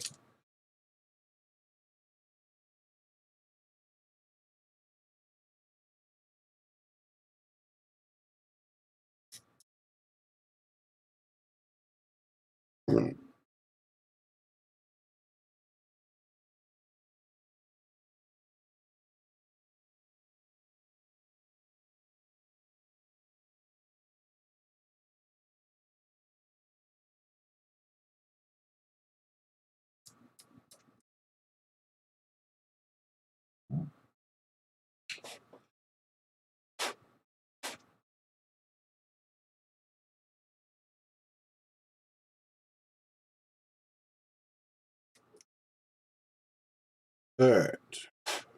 This piece is ready to go in. Let's see. Has to fit it. See how we're gonna do this.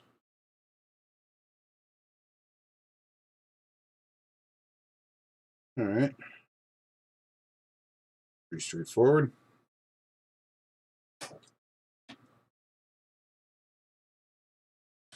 All right, so we're gonna do glue here, here, and here. To put this way. Glue here, here, and here. All right, so as I was saying, pliable, so we're just going to gently split these. Sort of drop this into place.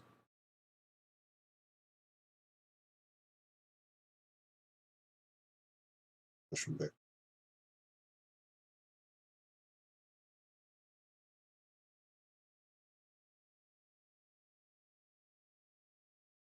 Yeah, that did the trick.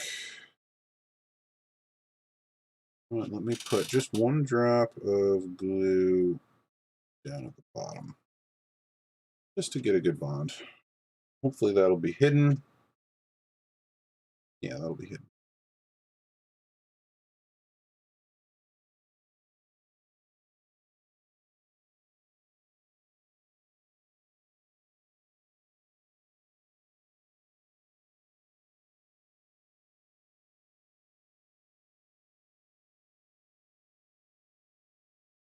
Okay.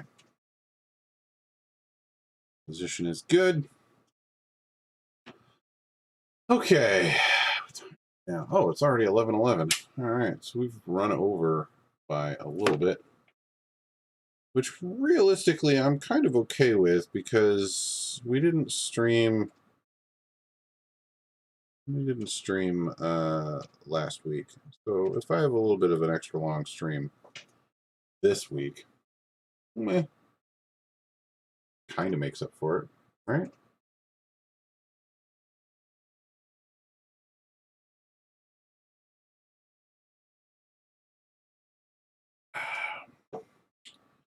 Chug some water.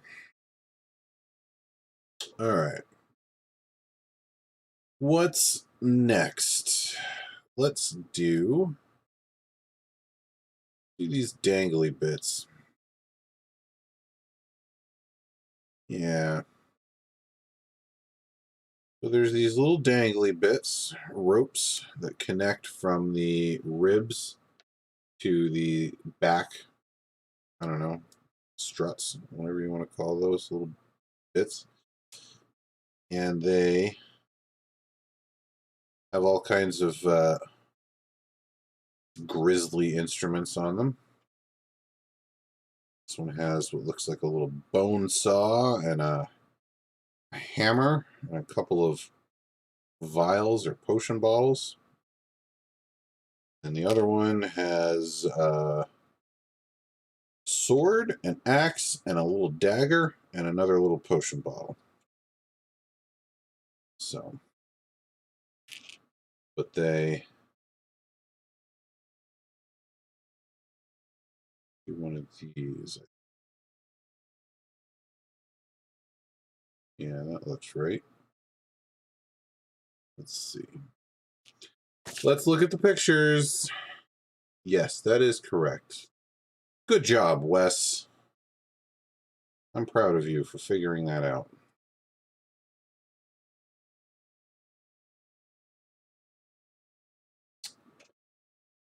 All right, so this, yeah, this is going to attach here and there.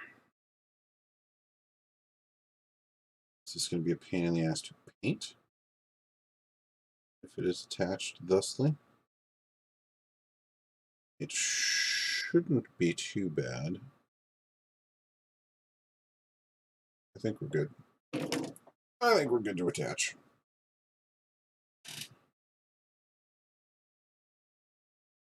Seems a little bit awkward placement-wise. I have some tweezers somewhere here. I do.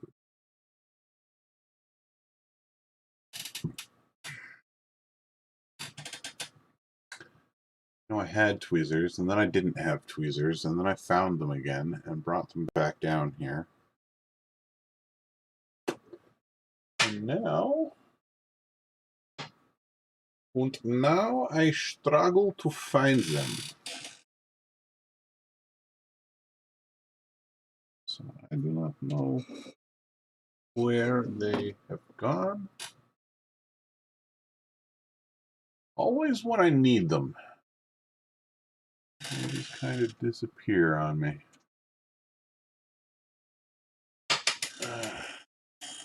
Here.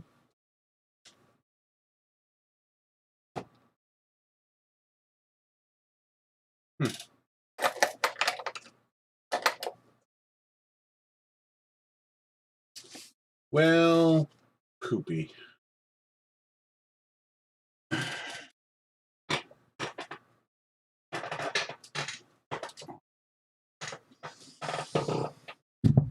Oops. Huh. Yeah, I don't know where they went. What a bummer. I hate when things disappear.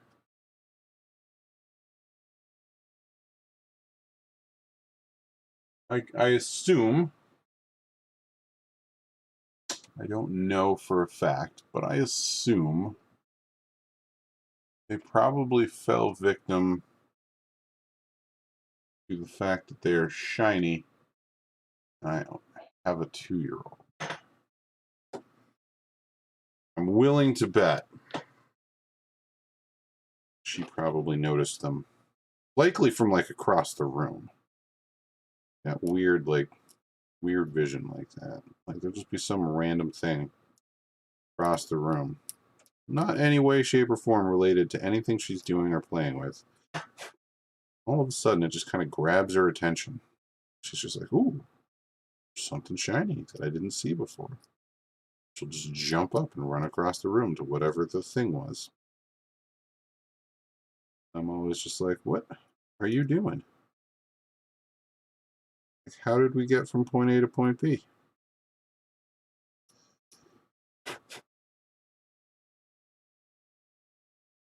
Oh well. It is what it is. I assume it comes with, being a 2-year-old. That seems to make sense to me. All right, so we need glue here. Come on. That's it. There we go. Good. We need glue here and glue here. Okay. Art.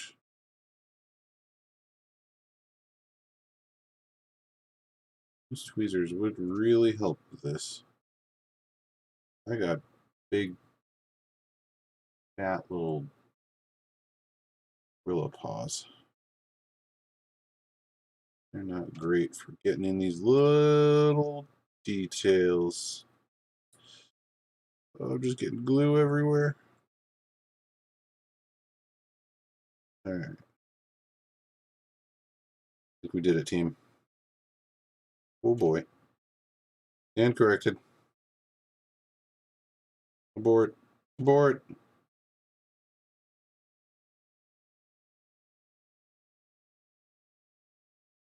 Okay, that half goes there. This.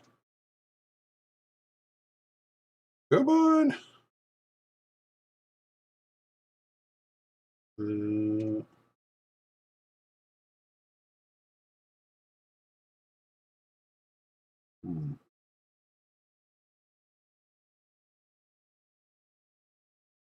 Well, you know, not like perfect, but it's as good as it's going to get, I think, on the placement there.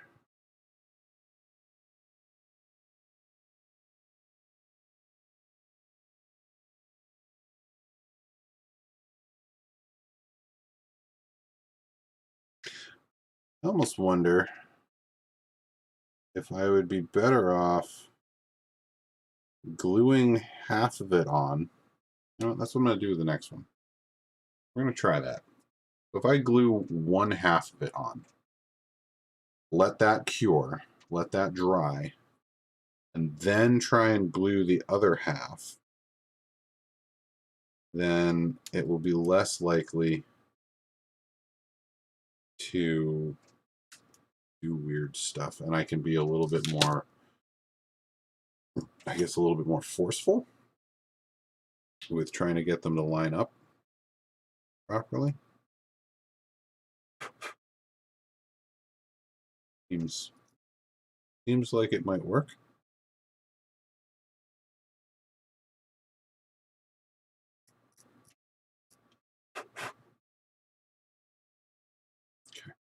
Okay. So let's put our little dab of plastic glue here.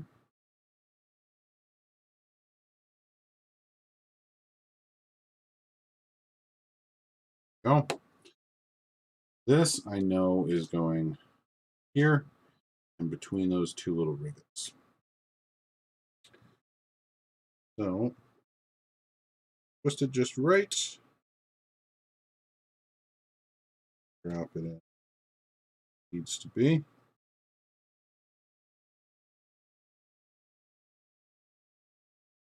Our right is incorrect, not 90 degrees.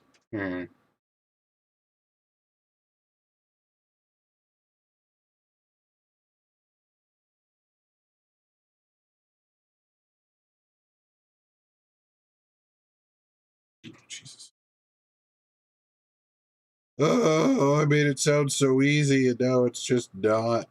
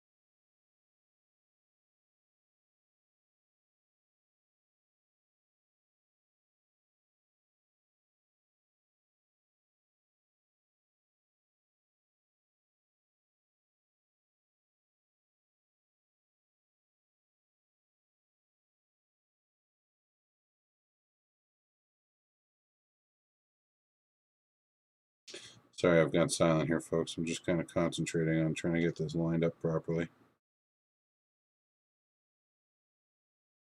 Got it, though. All right. Now we can come along and there's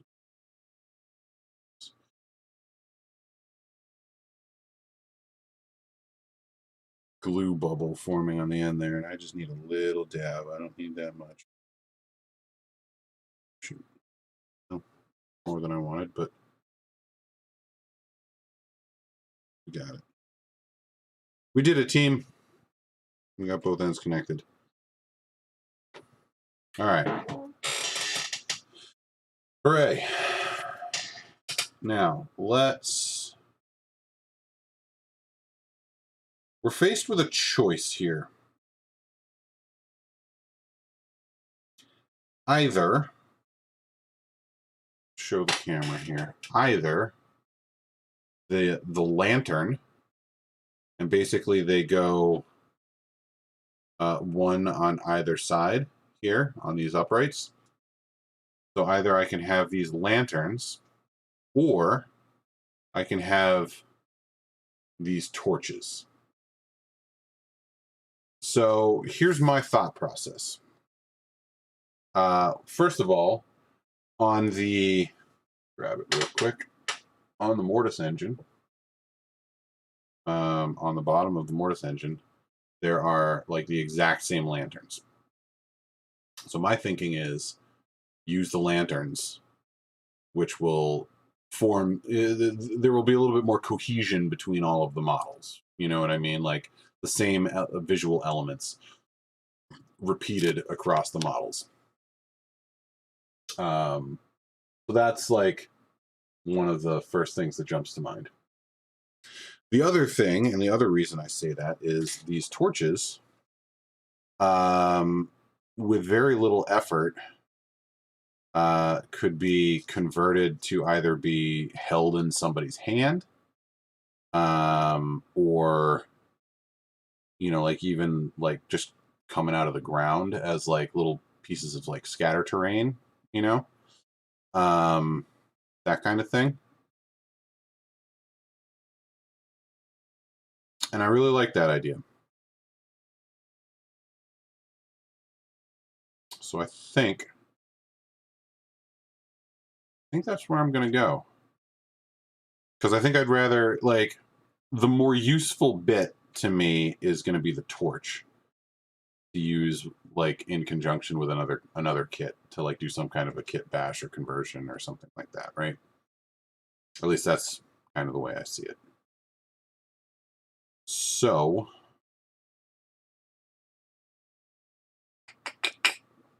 yeah. Yeah. Yeah, I like that. Okay, so we're doing the lanterns. We figured it out. We decided. We made an executive decision.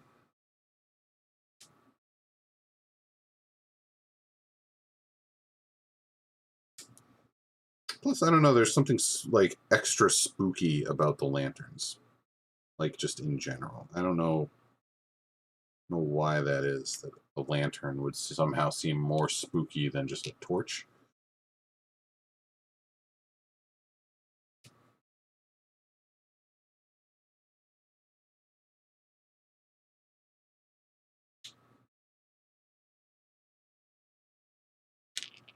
All right.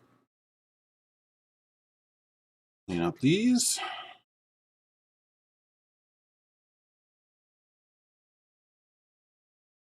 Get the little shave here and there.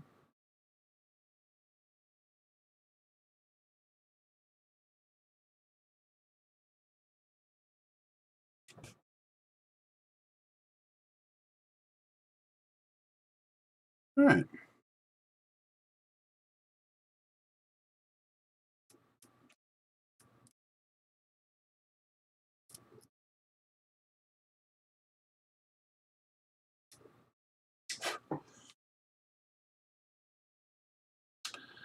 I like kits like this that give you options.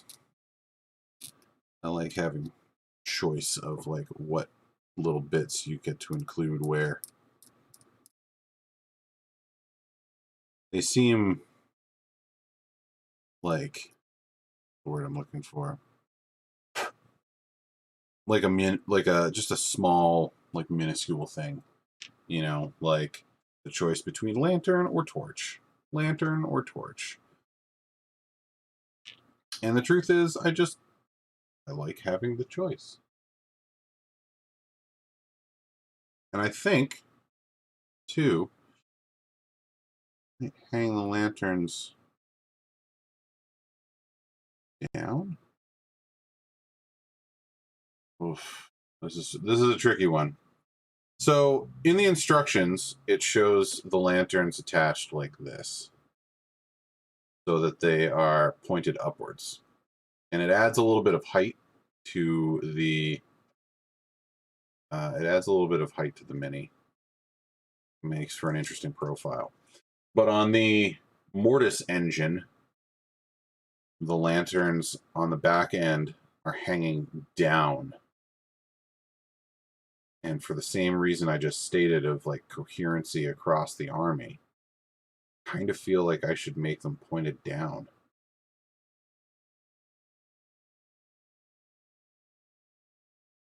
I don't know. I don't know. This is a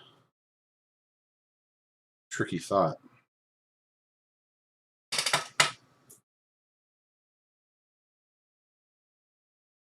Maybe I'll leave them off for now. I'll blue tack them in place. And blue tack them in place, pointed down for now. We'll just kind of look at it and see if we like it.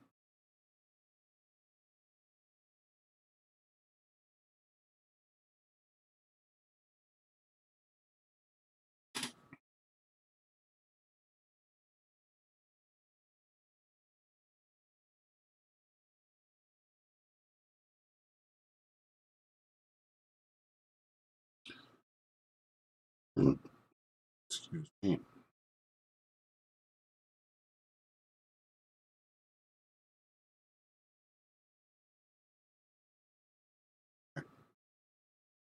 There's the lanterns sort of down, hanging from the back. Like there's just like a little post coming out. The lanterns are hanging down, swinging freely, and just sort of like, you know, shooting through the countryside, scooping up corpses.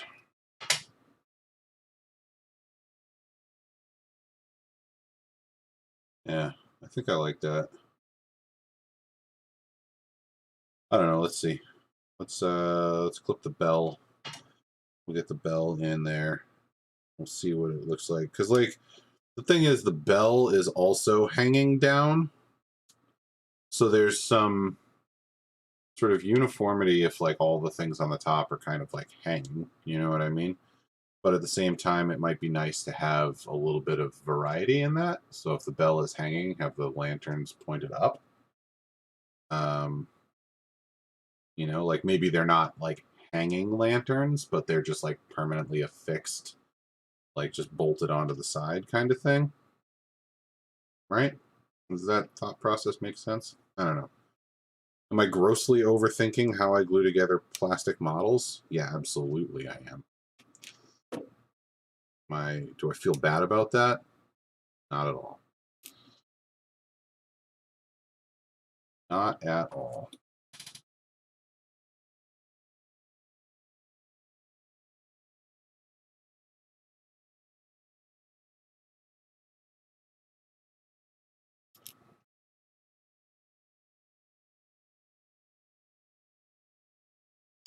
Saw a good friend of mine today. He stopped by the house real quick, dropped off some stuff for me. He owns a couple of 3D printers, and he has in the last few months, while we've been unable to really get together and play Warhammer at all, he has been hard at work printing up a series of movement trays for me. And so those movement trays he dropped off today, and they are very nice 25 millimeter movement trays, and same on both sides, same enough. This here, take this half of the bell, attach it here.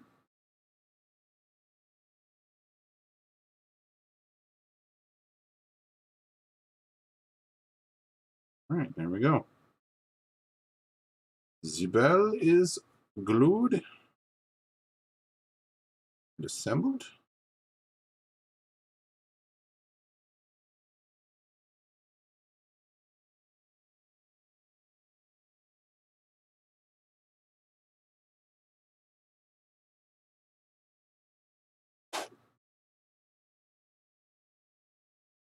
That set up.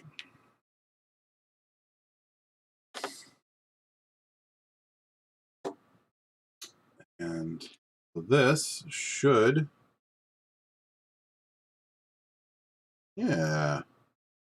So it does just kind of clip into place, and I like the fact that the bell actually kind of moves, like kind of cool. But then the balefire brazier, I can also just sort of clip into place. So, all right, let's look at this with the bell in place, right? And then what I'll do is I'll put the balefire brazier together. I'll swap that out and put that in there and see if that changes my opinion at all. But I, again, looking at this way here, I kind of like that profile. You know, like it's like almost like it just makes a circle. Um, you know what I mean? Like the highest point is in the middle, and then it just sort of arcs down on both sides, and it kind of just makes a like a circle, right? Whereas if we flip these the way the instructions suggest, then all of a sudden, not going to be perfectly aligned, but then all of a sudden we have like a much different profile. Um, and we just have those two very tall lanterns on either side. And I don't think that really adds anything to the model, quite frankly. So I think that gives me my answer. I think we're doing lanterns down. I don't know. Hopefully you guys agree that that is the best looking option, because I sure think it is. Yeah. Yeah. Final answer. We're doing that. We're doing lanterns down, folks. Lanterns down. Pop off all this blue tack. That's why I like dry fitting. Again, like I pointed it out earlier in the show, but always a good idea to dry fit your model. Always. If there's ever something you're not sure about, just test fit. Take some time, look at it. You're not in like a rush. This isn't a race. You're enjoying yourself. You're taking some time and you're doing something you enjoy. No need to rush it.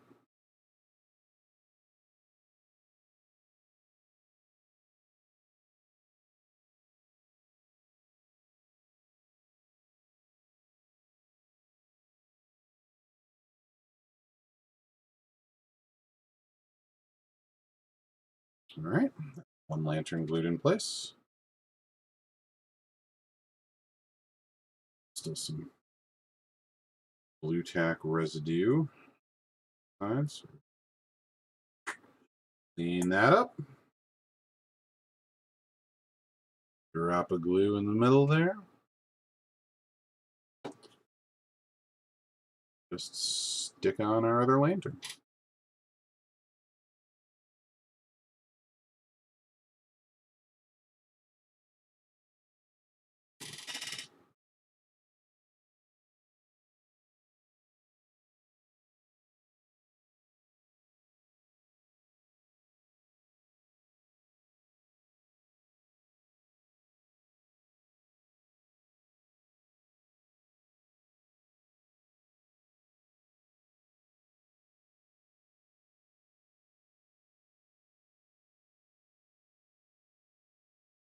Okay.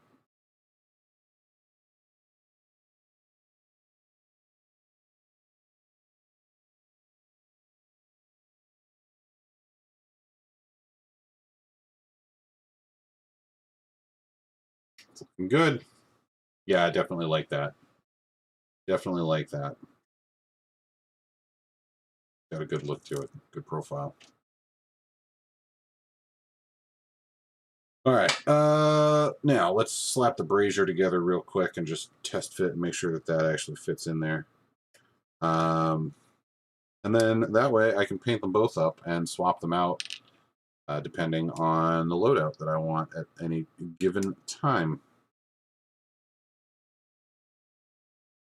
Like I said, I do like the idea, the concept of the debuff version, as opposed to the sort of the buff to your own spell casting. So, yeah, I like it.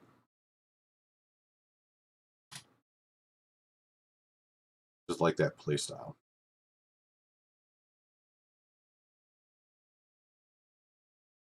That's why I like a lot of the spells that I take are like debuff spells. One of the things this army does fairly well. I think Nurgle is probably one of the only armies that does debuffs better. And actually maybe Gloomspite gets, now that I think about it, which are all armies I play. So what does that tell you?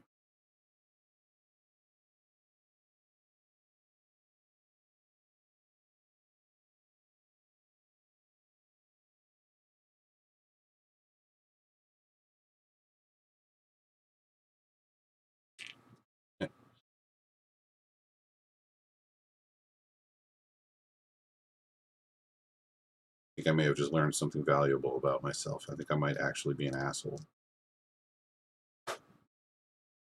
Instead of building myself up, I tear others down.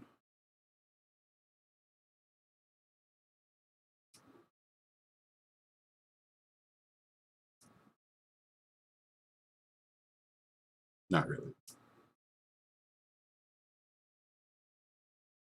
At least I don't think so. I hope not. I hope that's not true.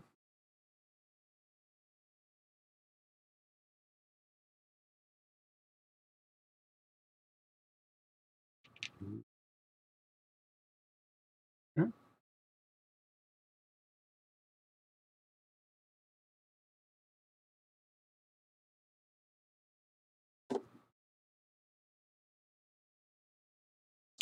Now we attach the two halves of the brazier.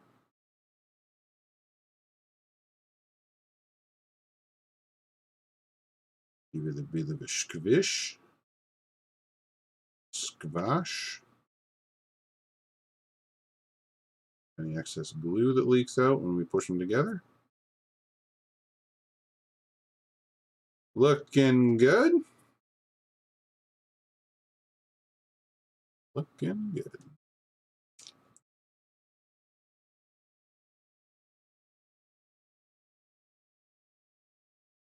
So if that's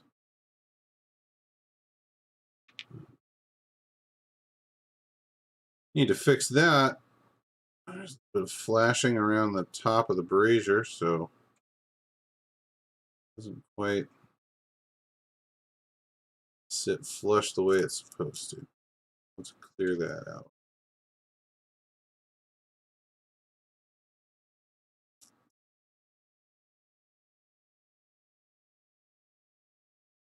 Do.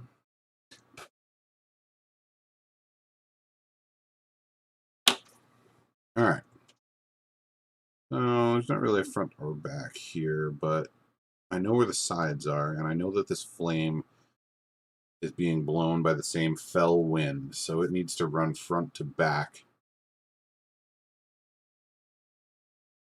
I believe is exactly what it is doing in that orientation there. Blue around that edge. That into place. Give it a bit of a wiggle. Make sure that we're looking good on the flames. All right, now the sort of true test. This bell should just pop right out. It does. Brazier should just pop right in.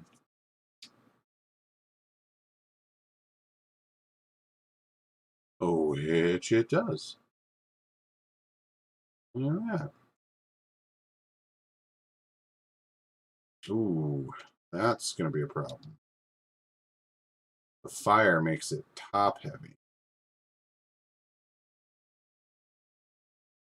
Shoot. Like that. I also don't want to glue it in place. Let's see, if I pull this fire out, can I...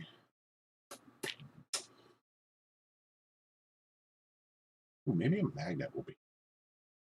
You know?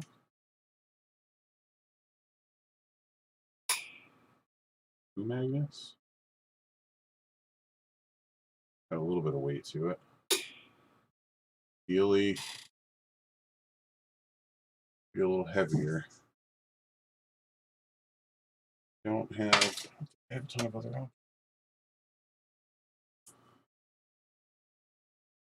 Here that could work. Ideally, it would be like some kind of metal.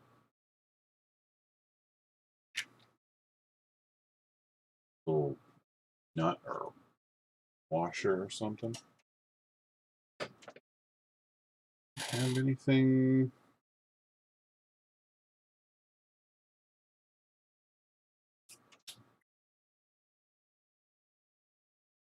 Oh, shoot.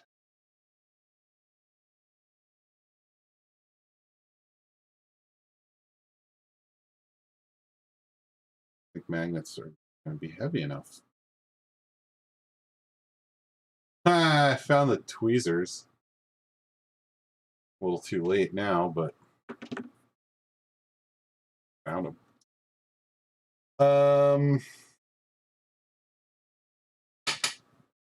Shoot, man, I already just put super glue in this thing.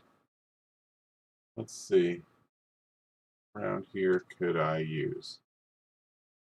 Trying to think outside the box real quick before this glue dries. Yeah.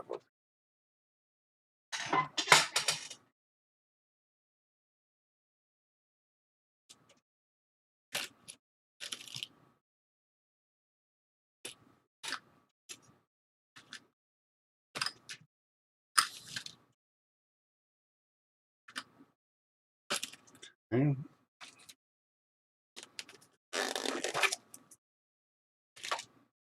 Ooh. That could work. That could definitely work. All right.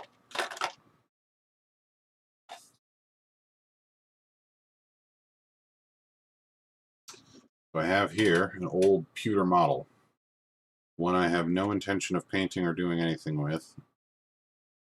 I'm going to take a couple of little clips off of this.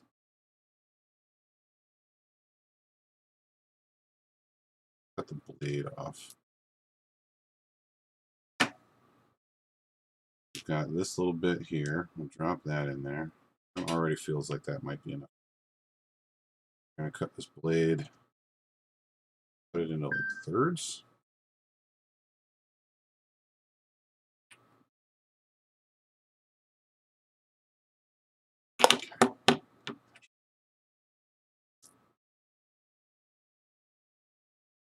Here. So we can.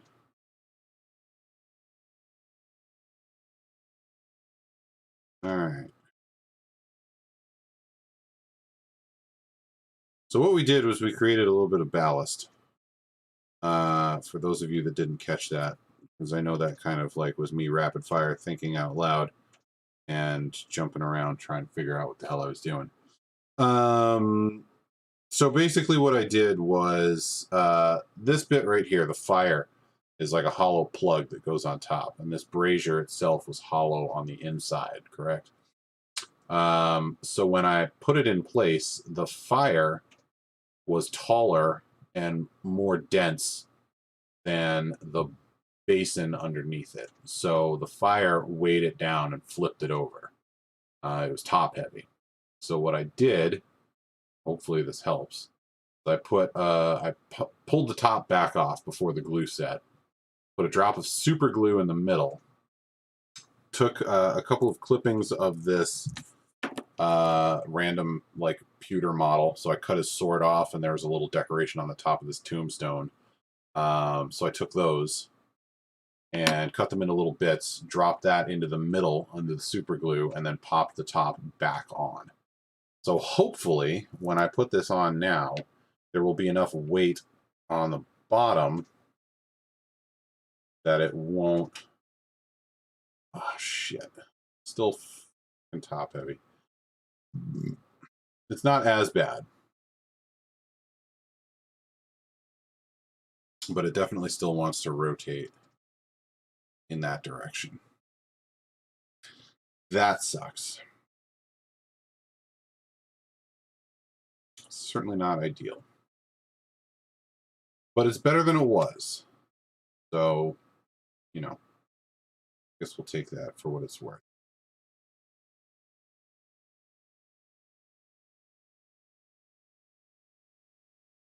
All right. Well, maybe we won't use... Maybe we'll just glue the bell in place. Because I know... not really going to matter a ton, right?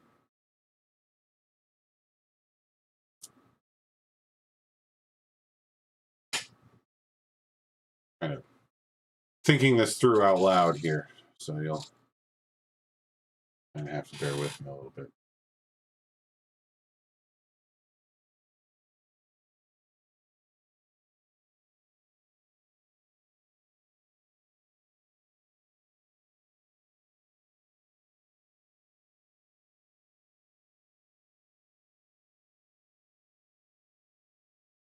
All right, folks. Well, we've run about an hour over, which kind of sort of makes up, I think, for the fact that I wasn't here last week, which still not my favorite thing. Sorry about that, but it is what it is, and we'll try and do better in the future. But realistically, so far, that was my, what, 20... That would have been my 28th week in a row. So, like, missing 1 week out of, like, 28 is not, like, not bad. I don't know. Certainly not ideal. Let's put it that way. Kind of looking at the rest of the sprue here, just trying to figure out. There's all kinds of weird little bits and pieces. I just realized there's like a tiny little vampire bat here. There's a bunch of like little rats. What else did I see on here? There's like a skeleton torso that I don't see anywhere on the instructions. So it's just kind of like a little optional bit that I have absolutely no idea where it is, like, maybe supposed to go. Like, I don't know if it just kind of goes on the ground. I think it does. Oh, never mind. I see it right there. Yeah, it's just like a skeleton laying on the ground. It's just basic material, basically. So that'll just go in the bits box. I'll use it for something sometime, eventually, maybe. And then there's all these like gruesome things here, like this dude here impaled through the chest. You can see the big spikes, and he's attached by some rope to the back of the cart, just being dragged along behind it. And here's a couple more like zombie torsos that have like giant meat hooks driven through the heads, and it's just dragging them along behind. I'll probably put those on there just because I don't really see much other use for those. If I'm honest. So those bits seem like the kind of thing that, like, but like these giant rats right here, like I could totally use those for, say, my Skaven army as giant rats if I really wanted to.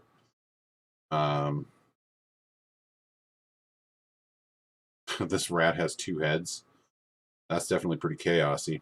That tells me that that's Skaven through and through. So, yeah, some of these bits will get recycled into like other little projects and stuff, and that'll be cool. I'm looking forward to doing the zombies that are pulling the cart along. That'll be a fun little project. And then the necromancer himself just kind of chilling on top. He'll be cool. There's 3 different head options to pick from, and I'm not honestly 100% sure which one I want to go with. I think I have an idea, but we'll see. We'll see. All right. Anyway, let's go ahead and close out this video. We'll jump over here. We'll click that. Move this light out of the way. All right.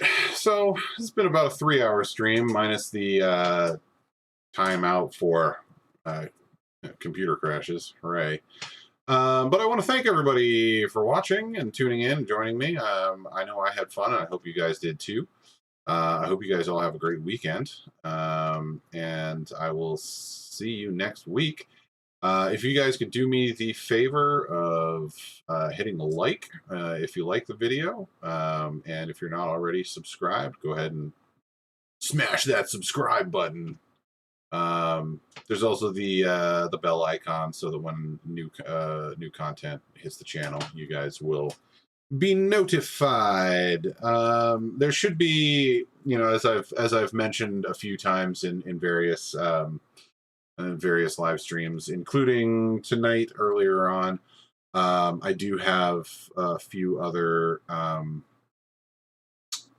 sort of content types coming down the pipeline. So I'll be doing the faction specific stuff with probably some lore videos starting up, and then I'll be doing some I might even end up doing some crafting videos too, now that I think about it, like, because I have a bunch of stuff like my my table that I'm going to be like crafting, and I feel like it would probably be a good idea to like vlog that progress, just kind of, for some interesting content. But anyway, so I'm going to be doing army showcases for each one of my armies, which is going to start out a faction playlist that is then going to have lore videos that accompany it for all of the various units in that faction, starting probably more specifically with the stuff in the army. So for things like my Gloomspite Gits, I have very few units in that army currently, even though there's a shitload in the army. So I'll start with the ones that I actually have in my army, and then as I expand, I will add new lore videos. That seems to be a good way to orchestrate that. Yeah. Battle reports are going to be coming. I think it's been pushed off till next year at this point. If I'm being honest, I was hoping that I was going to be able to start doing it like towards the end of the summer, and when my motherboard took forever to get here, and all that jazz, like that essentially threw a monkey wrench in that works. So I'm basically just going to kind of assume that that's not going to happen till next year sometime. Hopefully not too late in the year. I'd like to kind of hit the ground running in like January maybe, but I'm not making any promises. I've learned my lesson there. Anyway, so yeah, like and subscribe on YouTube. The likes help other people find these videos. That hopefully they will also get some enjoyment out of them as well. And subscribe for future content. And yeah, so you can also follow me on Instagram and Twitter. Twitter tends to just kind of be a repeat of whatever ends up on Instagram. But Instagram tends to be work in progress videos, and pictures and stuff like that, as well as some of the completed works as well. What else? Just kind of like news updates and stuff like that. Like I usually post. Well, I didn't do it today because I'm really bad at self promoting. But normally I'll post up like when I'm going live and so on and so forth. Anyway, I'm officially tired and I'm officially starting to ramble.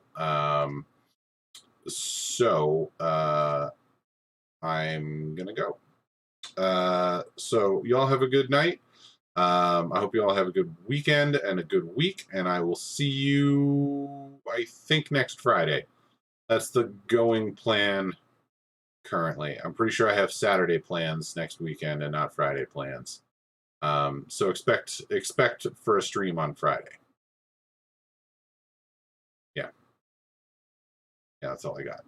So until next time, thanks for watching. Be good to each other and take care.